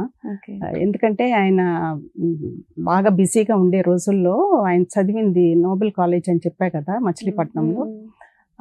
ఒకప్పుడు అది సినిమా కంపెనీ పెట్టినాక అది ఎన్రోల్మెంట్ తగ్గిపోయి మూయాల్సిన పరిస్థితి వచ్చింది. అప్పుడు ఆ కాలేజ్ వాళ్ళ నాన్నగారిని కాంటాక్ట్ చేశారంట, ఏదన్నా హెల్ప్ చేయగలరా అంటే నాన్నగారు ఆర్టిస్ట్ని అందరిని తీసుకెళ్ళి ఒక ఫండ్ రైజర్ పెట్టారు.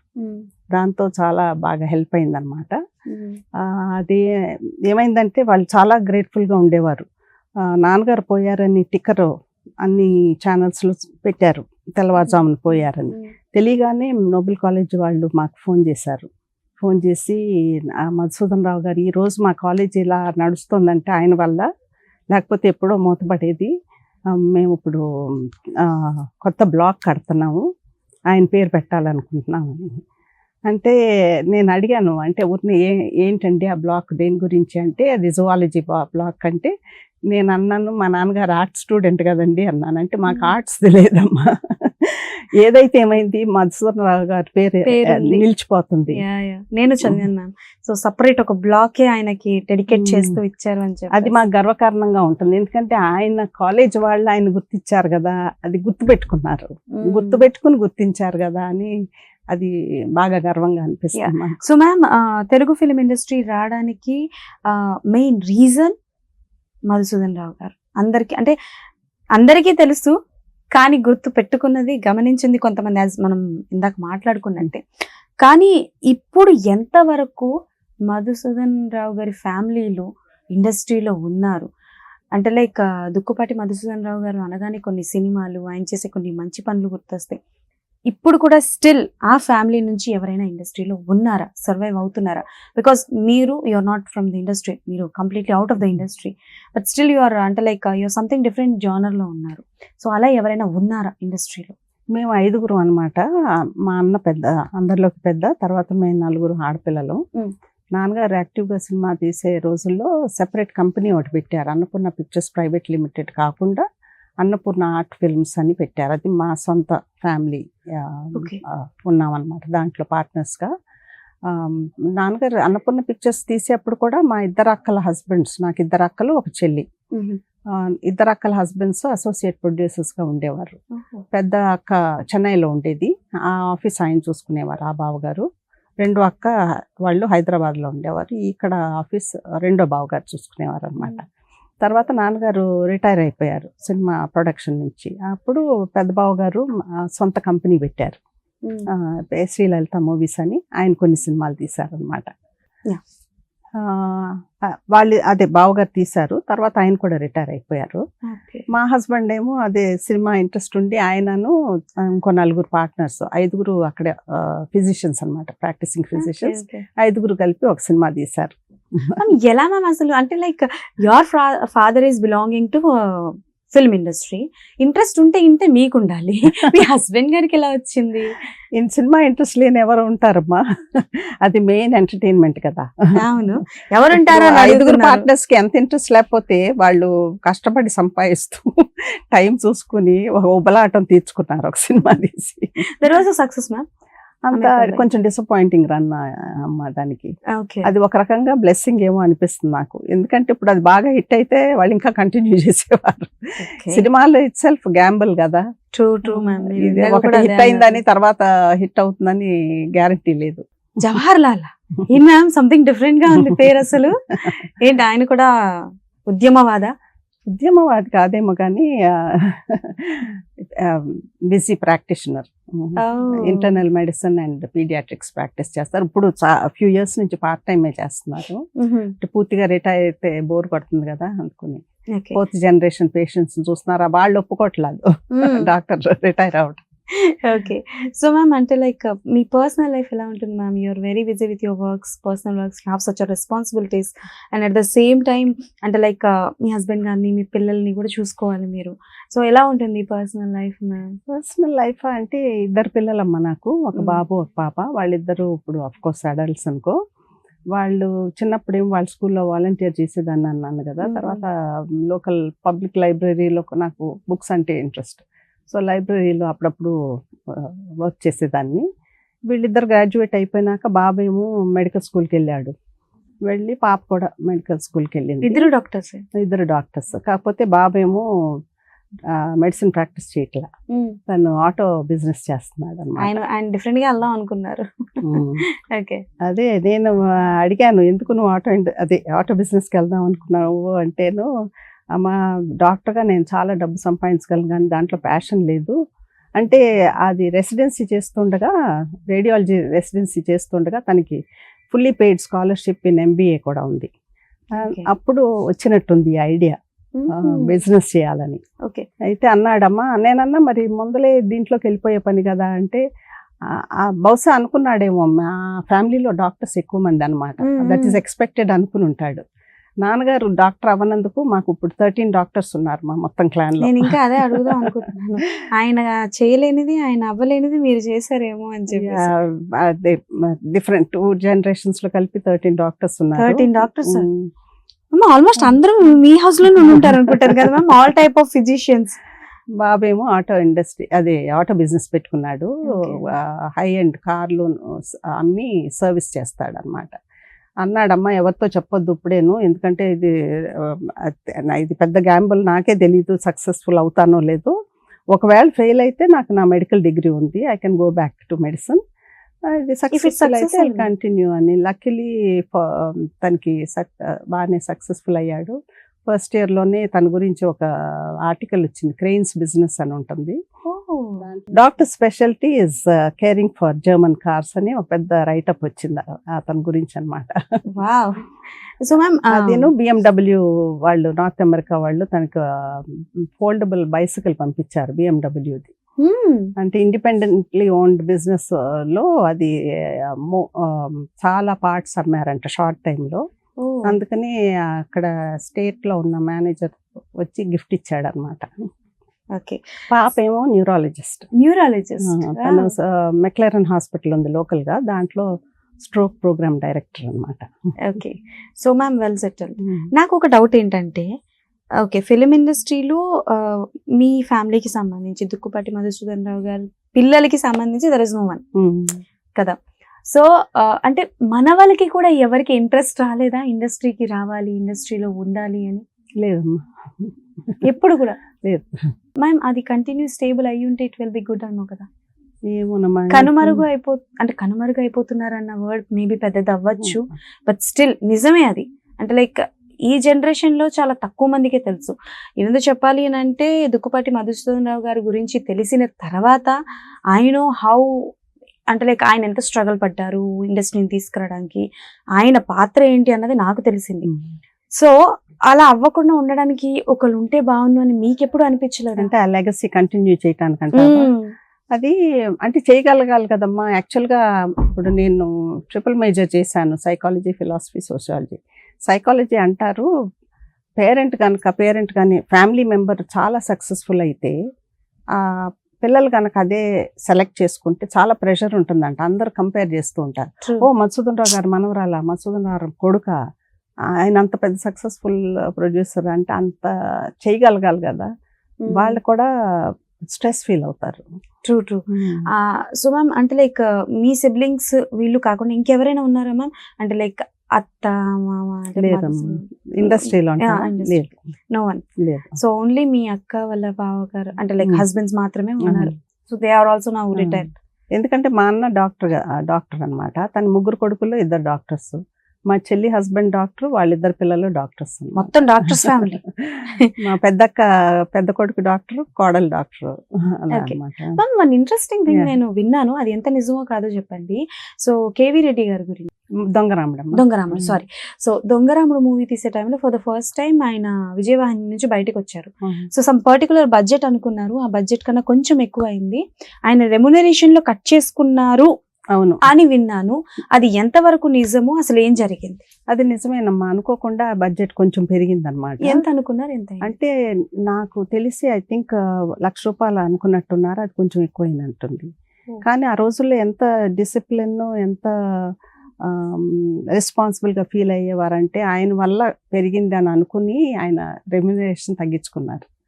అంటే అటువంటి వాల్యూస్ ఉండేయమ్మా ఆ రోజుల్లో. అప్పట్లో. అవును, ఓకే. అసలు ఈ రోజుల్లో అది చాలా రేర్ అనిపిస్తుంది. మనది కాదు అనుకున్నప్పుడు ఇష్టం వచ్చినట్టు పెంచుకుంటూ పోతారు కదా. యాజ్ వి డిస్కస్ బిఫోర్, అవును. డాన్స్ గురించి కానీ కాస్ట్యూమ్స్ గురించి కానీ. ఎగ్జాటిక్ లొకేషన్స్కి వెళ్ళనవసరం లేదమ్మా. ఇప్పుడు నేను చెప్పాను కదా, మా నాన్నగారు కొడైకెనాల్, ఊటీ, కోవలం బీచ్ కేరళలో అక్కడంతా తీసారు అవన్నీ. ఆ పాటలన్నీ బాగుంటాయి ఈ రోజుకి. అంటే నువ్వు అనొచ్చు మీ నాన్నగారు తీశారు కాబట్టి అనిపిస్తుందేమోనమ్మా అని, ఆంటీ అని.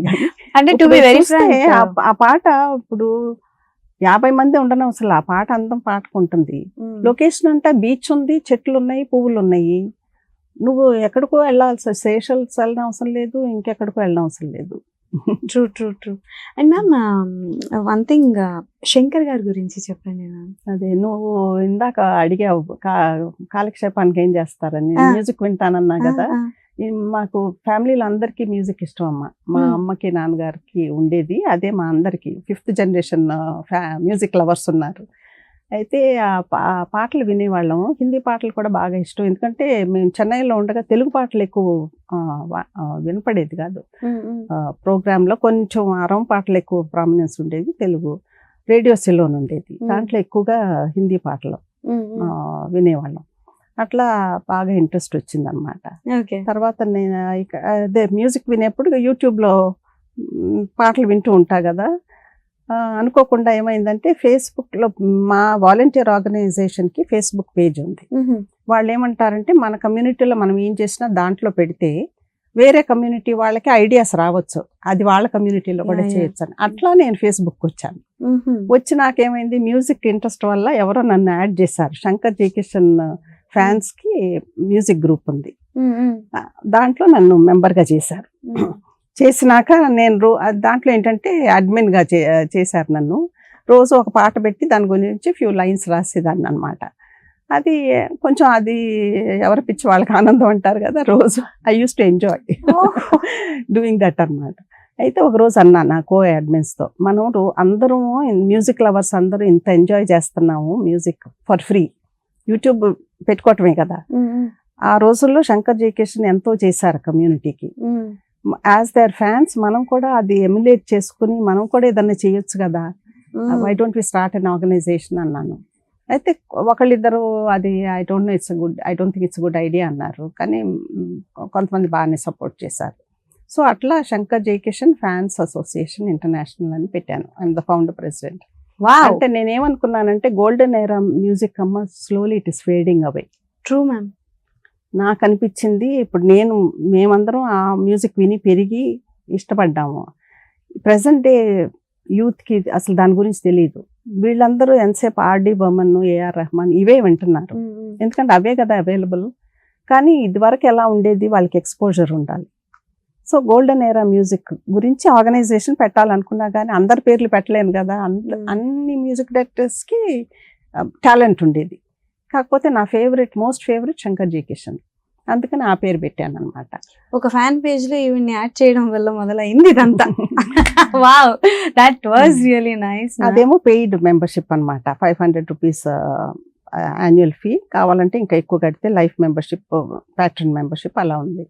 ఈ కలెక్ట్ చేసిన డబ్బుతో మేము సపోర్ట్ చేస్తాం అనమాట. ఇప్పుడు we tied up with lions క్లబ్తో అండర్ ప్రివిలేజ్డ్ను పువర్ పీపుల్కి ఫ్రీ క్యాటరాక్ట్ సర్జరీస్ చేసేట్టు, లేకపోతే ప్రిస్క్రిప్షన్ ఐ గ్లాసెస్ అవసరం అయితే వాళ్ళకి, అంటే ఐ క్యాంప్ పెట్టి ఆ పేషెంట్స్ కొనుక్కోలేకపోతే వాళ్ళకు వచ్చిన ప్రైస్ ఇచ్చేస్తారనమాట, లేకపోతే ఫ్రీగా కూడా. వాటికి కొన్ని క్యాటరాక్ట్ సర్జరీస్ మేము సపోర్ట్ చేస్తాము. సో ఎర్న్ చేసిన మనీని you are using for a good cause. మళ్ళీ ఇంకొక ఫౌండేషన్ ఉందమ్మా, వాళ్ళు ఏం చేస్తారంటే పువర్ ఆర్ఫన్స్ ఉంటారు కదా, ఆ పిల్లల్ని తీసుకుని వాళ్ళు పెంచి పెద్ద చేస్తారంటే భోజనం పెట్టి బట్టలు ఇచ్చి షెల్టర్ ఇచ్చి చదువు చెప్పిస్తారు ఫ్రీగా. అది ఒకళ్ళు పరిచయం చేశారు నాకు ఆ ఆర్గనైజేషన్ గురించి చెప్పి. సో మేము దానికి కూడా కొంచెం సపోర్ట్ చేస్తాం. అంటే ఆ పిల్లలు వాళ్ళు మళ్ళీ చదువుకుని ఉద్యోగం చేసుకుని వాళ్ళకి వాళ్ళు సపోర్ట్ చేసుకునే వరకు ఆ ఆర్గనైజేషన్ సపోర్ట్ చేస్తాం. సో మాకు అనిపించింది మేము ఇచ్చేది కొంచెమే, కానీ ఆ ఫీలింగ్ బాగుంటుంది, ఇంకొక లైఫ్లో పాజిటివ్ డిఫరెన్స్ తీసుకొచ్చాం కదా అని. అట్లా. మ్యామ్, మీ ఫాదర్ ఇండస్ట్రీలో ఉండి ఎన్ని మంచి పనులు చేశారో అంతకు మించి you're out of the industry you're doing ma'am. ఎన్ని అసోసియేషన్స్, ఎన్ని works, oh my god ma'am, నిజంగా మీకు అసలు ఎలా మ్యామ్ మెయింటైన్ చేస్తున్నారు ఇన్ని? అంటే మా అమ్మ కూడా చెప్పేది, మా అమ్మ ఆ రోజుల్లో పెద్ద చదువులు ఉండేవి కాదు, తను అనేది పక్షులు జంతువులు వాటి పిల్లల కోసం అవి చేస్తాయి.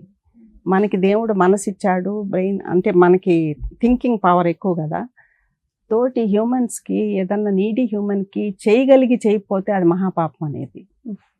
అందరూ డబ్బు అందరి దగ్గర ఉండదు, ఇష్టం జనరస్గా ఇచ్చేసేయటానికి. కానీ మనకి టైం ఉంటుంది కదా, టైం ఇవ్వచ్చు, మన చేతితో ఏదైనా చేసి పెట్టవచ్చు. సంథింగ్ మన వల్ల ఇంకొకరికి హెల్ప్ అవుతుంది అనుకుంటే అది చేయగలిగి చేయకపోవటం మహాపాపం అంటుంది మా అమ్మ అనేది. అది నాకు ఇంకా మనసులో ఉంటుంది. Okay, oh my god. అందుకే 2 years బ్యాక్ నేను మాకు Flint school of performing arts అని ఉంటుంది, దానికి ఫండ్ రైజింగ్ పెట్టాను. All the proceeds went to support వాళ్ళ స్కాలర్షిప్స్ అనమాట. ఆ మ్యూజిషియన్, అది మ్యూజిక్ స్టూడెంట్స్కి, సింగర్స్కి, వాళ్ళకి. మా Flint school of performing arts rates 8th in the country అనమాట. వాళ్ళ ట్యూషన్ పనికి వస్తుంది. లాస్ట్ ఇయర్ ఏమో నర్సెస్ షార్టేజ్ ఉంది యుఎస్లో, అందుకని మాకు యూనివర్సిటీ అది మాట్ కమ్యూనిటీ కాలేజ్ అని ఉంది మాకు ఫ్లింట్లో. వాళ్ళ కాలేజీలో నర్సింగ్ కోర్స్ ఉంది, దానికి ఫండ్ రైజింగ్ పెట్టాను అనమాట. All the proceeds support nursing scholarships అని. మ్యామ్, ఇంత బిజీ షెడ్యూల్లో మీరు ఎప్పుడైనా ఫ్యామిలీకి టైం ఇవ్వకుండా, ఫ్యామిలీని అంటే లైక్ ఏమైనా అలాంటివి ఏమైనా ఉన్నాయా, లేకపోతే how will you manage your time with family? నేను అనుకుంటాను అంజలి, టైం లేదంటాం అది ఎక్స్క్యూజ్, కానీ అది నాకు వ్యాలిడ్ ఎక్స్క్యూజ్ అనిపించదు. ఏదైనా ఇంపార్టెంట్ అనుకుంటే నువ్వు తప్పకుండా టైం చూసుకుంటావు, షఫుల్ చేసుకుని. ఎలాగైనా పిల్లలు చిన్నప్పుడు వాళ్ళు వెళ్ళిపోయేవారు స్కూల్కి, నేను లైబ్రరీకి వెళ్ళి హెల్ప్ చేసేది, వాళ్ళు వచ్చే టైంకి వచ్చేసేదాన్ని. ఆ తర్వాత వాళ్ళు పెద్దవాళ్ళు అవుతారు కదా, ఇప్పుడైతే నాకు ఇంట్లో ఉంటారు పిల్లలు, గ్రాండ్ కిడ్స్ దగ్గరే అనమాట. అవసరం అయితే వాళ్ళకి వెళ్ళి హెల్ప్ చేస్తాను, లేకపోతే వాళ్ళు వస్తారు, వాళ్ళతో గడుపుతాను. కానీ టైం అంటే మనకి చెయ్యాలనుకునే మనసు ఉంటే గనక టైం ఉంటుంది, దొరుకుతుంది.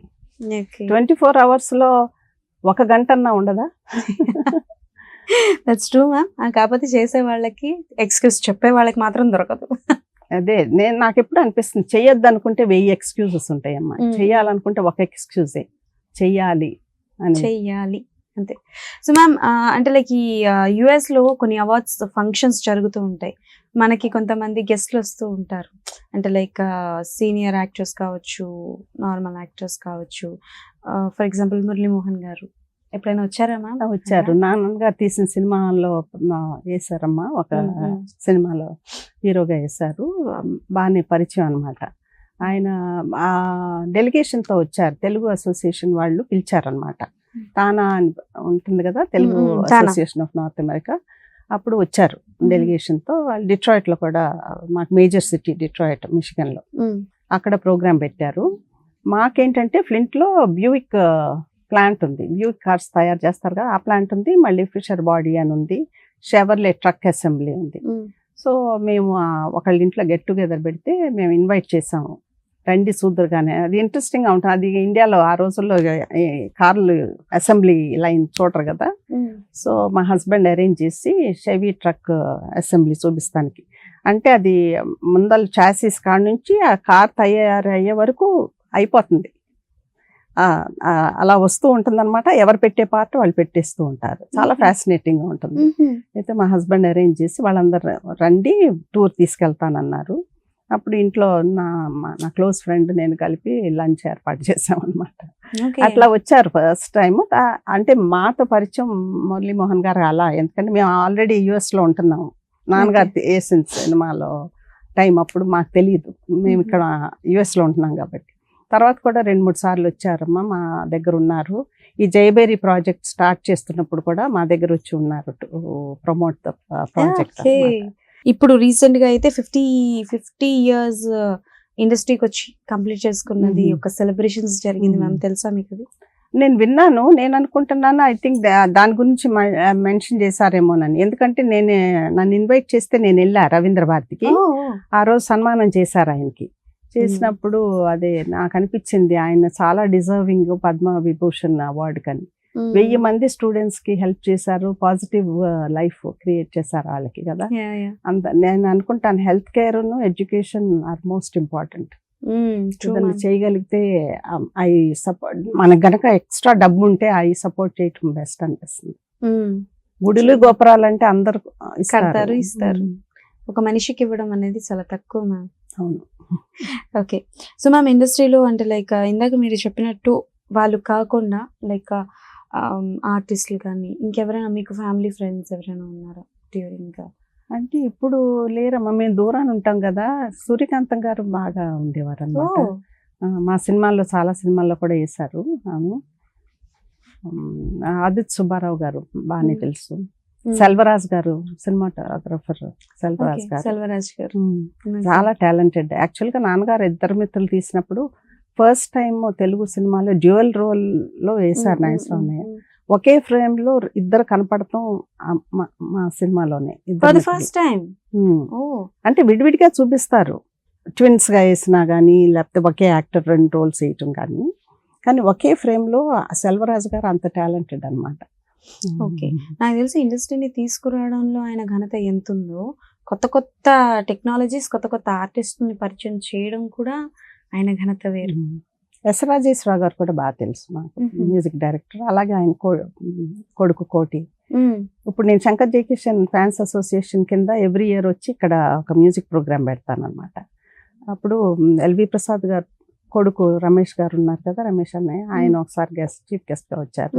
తుమ్మల నాగేశ్వరరావు గారు మినిస్టర్, ఇలా కోటి గారు, గురువారెడ్డి గారు. రేపు March 10th ఇక్కడే పెడుతున్నాం అమ్మా, ఫిల్మ్ నగర్ కల్చరల్ సెంటర్ లో. శంకర్ జయకిషన్ ప్రోగ్రామ్, దానికి గురువారెడ్డి గారు కాంపియర్ అన్నమాట. గురువారెడ్డి గారు, ఇది సిగ్నిఫికెంట్ ఇయర్, ఎందుకంటే శంకర్ జయకిషన్ ఇండస్ట్రీకి వచ్చి 75 years. అందులో శంకర్ గారేమో బేగం బజార్ లో పుట్టారు. ఆయన మ్యూజిక్ అంటే ఇష్టమయ్యి కెరియర్ ఇండస్ట్రీలో, మూవీ ఇండస్ట్రీకి వెళ్ళాలని ముంబై వెళ్ళారు. అక్కడ అనుకోకుండా జయకిషన్ ని కలిశారు ఎవరో ప్రొడ్యూసర్ ఆఫీస్ లో. వాళ్ళిద్దరు ఫ్రెండ్షిప్ అయ్యి ఆయన తీసుకెళ్ళి, అప్పుడు శంకర్ గారు పృథ్వీ థియేటర్ లో పనిచేస్తూ ఉన్నారనమాట. జయకిషన్ తీసుకెళ్లి పరిచయం చేసి ఆయనకి జాబ్ ఇప్పించి, తర్వాత ఇద్దరు కలిసి రాజ్ కపూర్ సెకండ్ సినిమాకి మ్యూజిక్ డైరెక్టర్స్ ఎవరన్నా ఉంటే బాగుంటుంది, ఆగ్ సినిమాకి పెట్టిన ఆయన నచ్చలేదు ఆయనకి. సో వెతుకుతుంటే పృథ్వీరాజ్ కపూర్ కి తెలుసు శంకర్ గారి టాలెంట్ గురించి. సో నువ్వు శంకర్ని పెట్టుకో అన్నారంట. పెట్టుకోమంటే రాజ్ కపూర్ శంకర్ని బుక్ చేసుకుందాం అనుకుంటే జయకిషన్ కూడా తీసుకోవాలని చెప్పారంట ఆయన. అయితే అతను చిన్నాడు, అతను కొన్ని అసిస్టెంట్ గా ఉంటాడులే అంటే, లేదు ఈక్వల్ పార్ట్నర్ గా ఉండాలండి. అట్లా శంకర్ జయకిషన్ బ్యానర్ తయారైంది అన్నమాట. సో మ్యామ్, అంటే లైక్ మీరు జనాలకి తెలియడం చాలా తక్కువ, అంటే ముఖ పరిచయం ఉన్న మధుసూదన్ రావు గారి కూతురు ఈమె, ఇన్ని సినిమాలు చేసిన అతని డాటర్ ఈవిడ అని చాలా మందికి తెలిసి ఉండదు. అలా తెలియకుండా మీ ఫాదర్ గురించి మీ దగ్గర మాట్లాడిన వాళ్ళు ఎవరైనా ఉన్నారా? అంటే it's positive or negative, what ever is that, మాట్లాడిన వారు అంటే లైక్ దుక్కుపాటి మధుసూదన్ రావు గారి వల్ల ఇండస్ట్రీ ఈరోజు ఇలా ఉంది, ఇండస్ట్రీ రావడానికి రీజన్ ఆయన, ఈ ఫిలిం ఛాంబర్లో ఈ ఫిలిం నగర్ అన్న ఏరియా రావడానికి ఆయన అంటే లైక్ ఆయననే ఫస్ట్ స్టెప్ తీసుకున్నారు అని, ఇలా ఎప్పుడైనా ఎవరైనా మీ దగ్గర మాట్లాడడం, అంటే లైక్ మీ ముందు కావచ్చు, మీ వెనక కావచ్చు, అంటే like they don't know that you are a daughter of that person, but still వాళ్ళు మీతో మాట్లాడడం కానీ మీ దగ్గర మాట్లాడడం అలా ఎప్పుడైనా జరిగిందా? అలా ఇంతవరకు ఏం జరగలేదమ్మా, వినలేదు కూడా. మా ఫ్యామిలీ మెంబర్స్ కూడా ఇప్పుడు ఎవరు వాళ్ళ దగ్గర అంటాము. తెలియని వాళ్ళకి ఎలాగో అంటే అవకాశం రావాలి కదా నా దగ్గరకు మాట్లాడటానికి. కాకపోతే చెన్నారెడ్డి గారు, బ్రహ్మానంద రెడ్డి గారు బాగా తెలుసు నాన్నగారికి అని చెప్పా కదా. బ్రహ్మానంద రెడ్డి గారి కొడుకు గంగాధర్ రెడ్డి గారు అని ఆ మధ్య పోయారు. వాళ్ళ ఇంటికి వెళ్ళేదాన్ని విజిట్కి. వెళ్ళినప్పుడల్లా అనేవారు, అమ్మా మీ నాన్నగారు చేసిన దానికి ఏమి గుర్తింపు లేదు ఇండస్ట్రీకి అని. సో గుర్తింపు రావాలి మ్యామ్. ఆయన ఎంత కష్టపడి ఈ రోజు ఇండస్ట్రీ ఈ పొజిషన్ లో ఉంది. బట్ స్టిల్ అంటే లైక్ మ్యామ్ ఎలా ఉంటుందంటే ఇప్పుడు ప్రజెంట్ జనరేషన్ ఎట్లా అయిపోయిందంటే అన్ని చేసేసి అమీర్ చేసి ఇచ్చేసారు. ఫర్ ఎగ్జాంపుల్ ఫుడ్ తో కంపేర్ చేసుకుంటే మొత్తం అన్ని రకాల ఐటమ్స్ వండేసి అన్నీ చేసేసారు. కానీ బట్ ఆ వండడానికి సమకూర్చిన సామాన్లు కావచ్చు, నిప్పు కావచ్చు, వాట్ ఎవర్ ఇస్ దట్, దాన్నే మర్చిపోతున్నారు. యాక్చువల్గా నాన్నగారు పోయినప్పుడు కూడా నాకు బాగా గుర్తు రావట్లేదమ్మా. ఎందుకంటే మేము గ్రీవింగ్ కదా. నాన్నగారు పోయి చాలా 2-3 మెమోరియల్ ఫంక్షన్స్ పెట్టారు కూడా. తర్వాత ఇంటికి వచ్చి ఒక ఆయన అన్నారు, ప్రామినెంట్ పర్సనే, అసలు మెయిన్ రోడ్కి దుక్కిపాటి మధుసూదన్ రావు అని పెట్టాలి అని, ఫిల్మ్ నగర్లో మెయిన్ రోడ్. కాకపోతే గుర్తింపేది బాధ అనిపిస్తుంది కదా మ్యామ్. అప్పుడప్పుడు ఆయన చేసిన ఇంత పని ఇన్ని చేసిన తర్వాత కూడా ఆయనకు ఒక గుర్తింపు రాలేదు అని అంటే బాధ కంటే నాకు అనిపిస్తుంది డిసప్పాయింట్మెంట్. అంటే మనుషుల మెంటాలిటీ ఇంతేనా, ఎవరికి వాళ్ళు ఇప్పుడు ఆ మెమోరియల్ అప్పుడు కూడా చాలా పొగిడారు. నాన్నగారు పోయారని తెల్లవారుజామున పోయారు. బాడీని తీసుకొచ్చిన విదిన్ మినిట్స్ మా ఇంటి కాంపౌండ్ అంతా నిండిపోయింది. రామానాయుడు గారు, రాజేంద్ర ప్రసాద్, నాయస్వామి చాలామంది వచ్చేసారులే, మీడియా వాళ్ళు అందరూ. చాలామంది అన్నారు నాన్నగారి గురించి చాలా గొప్పగా చెప్పారు. 2-3 అన్నారు ఇలాగా ఆయనకి ఒక స్టాచ్యూ పెట్టాలని, రోడ్డు అని కూడా చెప్పిన వాళ్ళు ఉన్నారు. కాకపోతే చెప్పా కదా గంగాధర్ రెడ్డి గారు ఉన్నారని. ఆయన అన్నారమ్మా, నాన్నగారు చేసిన దానికి ఏం గుర్తింపు లేదు, బహుశా ఎవరికి వాళ్ళు వాళ్ళ పేరు పెట్టించుకోవాలని ఉందేమో, అందుకునే దీన్ని పుష్ ఇట్ అన్నారు. ఇప్పుడు ఆలోచిస్తే నిజమేనేమో అనిపిస్తుంది కదా. ట్రూ.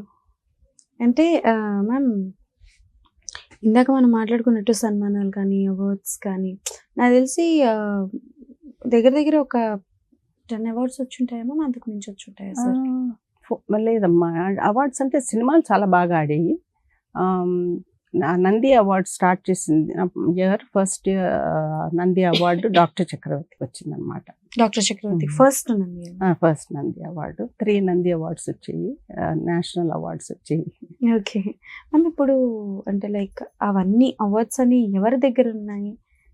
మాకు ఒకే అన్న కదమ్మా, అన్న దగ్గర ఉన్నాయి, బ్రదర్ దగ్గర. ఆయనకి అంత ఇంట్రెస్ట్ ఉంది? ఆయన ఎప్పుడు పాకులాడలేదా మ్యామ్? అంటే లైక్ డాడీకి గుర్తింపు రావాలి, నాన్నగారు చేసిన పనికి అని నెవర్?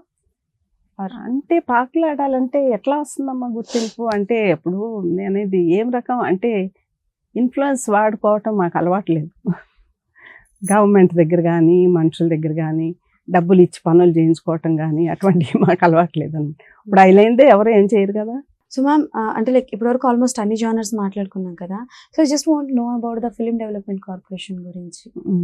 సో దాని గురించి మీకు తెలిసినంత వరకు చెప్పండి. అంటే అది ఉన్న టైంలోని మధుసూదన్ రావు గారు డైరెక్టర్గా ఉండేవారు అని విన్నాను. అది అది ఎంతవరకు చిన్న క్లాస్? అంటే అదే డివిఎస్ రాజు గారు నాన్నగారు ఉండేవారమ్మా. అప్పుడు యాక్చువల్గా ఆ టైంలో ఎక్కువ అనిపించింది నాన్నగారికి, ఇండస్ట్రీ ఇంకా డెవలప్ చేయాలి అని. చాలా మందికి వచ్చిందండి అమ్మ ల్యాండ్ ఆ రోజుల్లో. చెప్పే కదా ఇందాక చెన్నారెడ్డి గారితో అప్రోచ్ అయితే ఫస్ట్.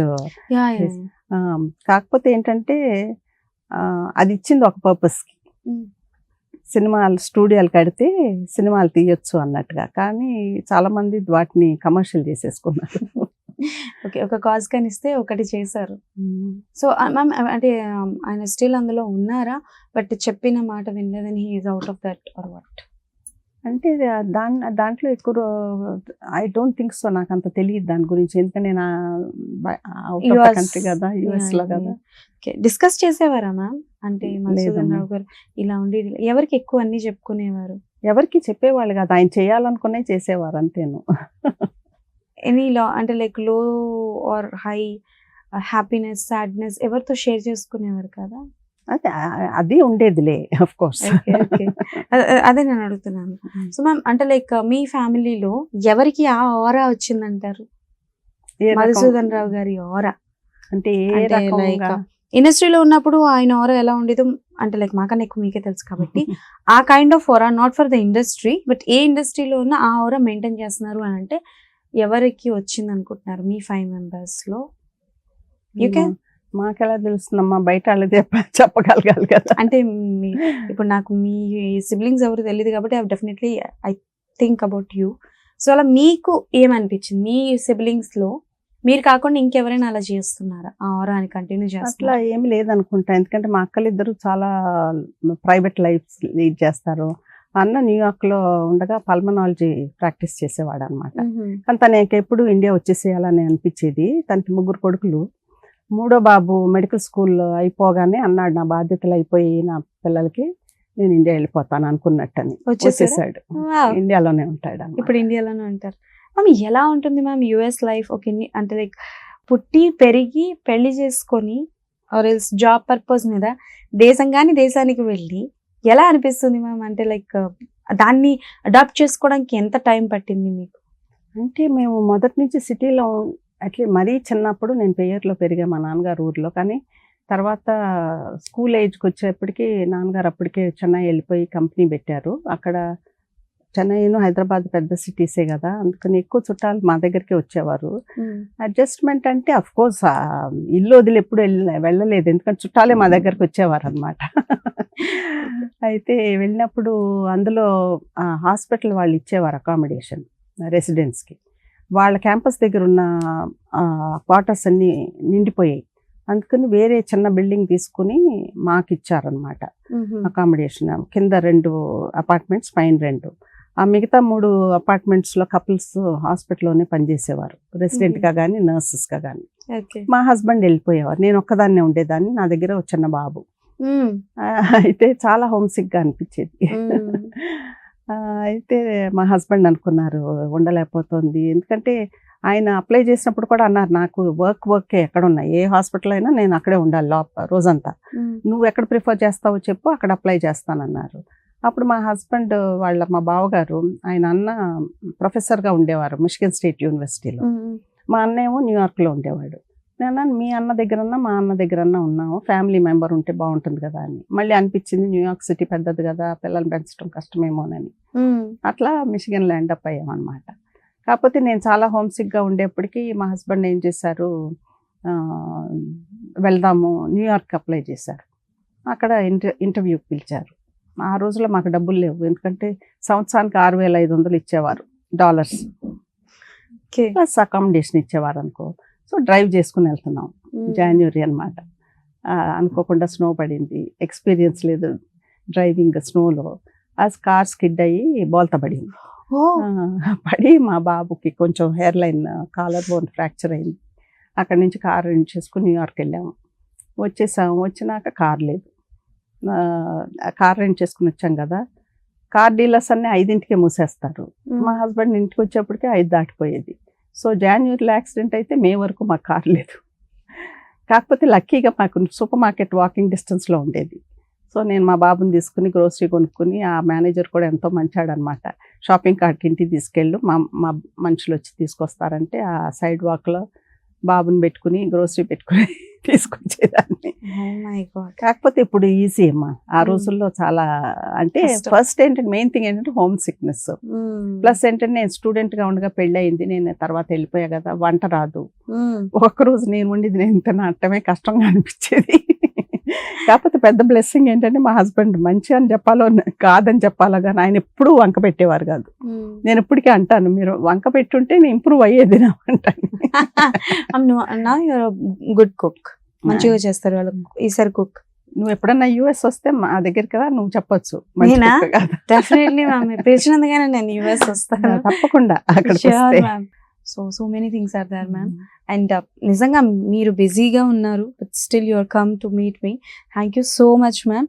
అండ్ ఫైనలీ చెప్పండి, వస్తుందా రాదా? మీరు ఇప్పటివరకు నాకు వస్తుందో రాదో చెప్పలేదు బయోపిక్ గురించి. Your think about it? అదే నీకు ఎలా అది కనుక డెసిషన్ కనుక జరిగితే నీకు ముందర చెప్తాను. థ్యాంక్ యూ సో మచ్ మాట. Promise? Thank you so much for giving me time. అయ్యో Share నేను థ్యాంక్ యూ చేసుకోవటానికి. చెప్పాలి ma'am. Thank you so much. ఎన్నో విషయాలు తెలిసాయి, ఎన్నో నిజాలు, ఎన్నో కొత్త కొత్త ఆలోచనలు మీ వల్ల ఇండస్ట్రీలో మొదలవుతాయని నాకు అనిపిస్తుంది. So thank you so much ma'am for coming. Thank you. Thank you. So అది సంగతి అనమాట. ఎన్నో విషయాలు తెలుసుకున్నాము అండ్ ఎన్నో అంటే లైక్ మనల్ని ఆలోచింపచేసే కొన్ని విషయాలు కూడా మాట్లాడుకున్నాం కాబట్టి డెఫినెట్లీ ఇంటర్వ్యూ చూసిన తర్వాత ఎలా అనిపించింది ఏంటి అనేది కింద కమెంట్స్లో మెన్షన్ చేయండి. మళ్ళీ ఇంకో ఇంటర్వ్యూలో కలుసుకుందాం. అప్పటి వరకు టాటా బాయ్ సైనింగ్ ఆఫ్.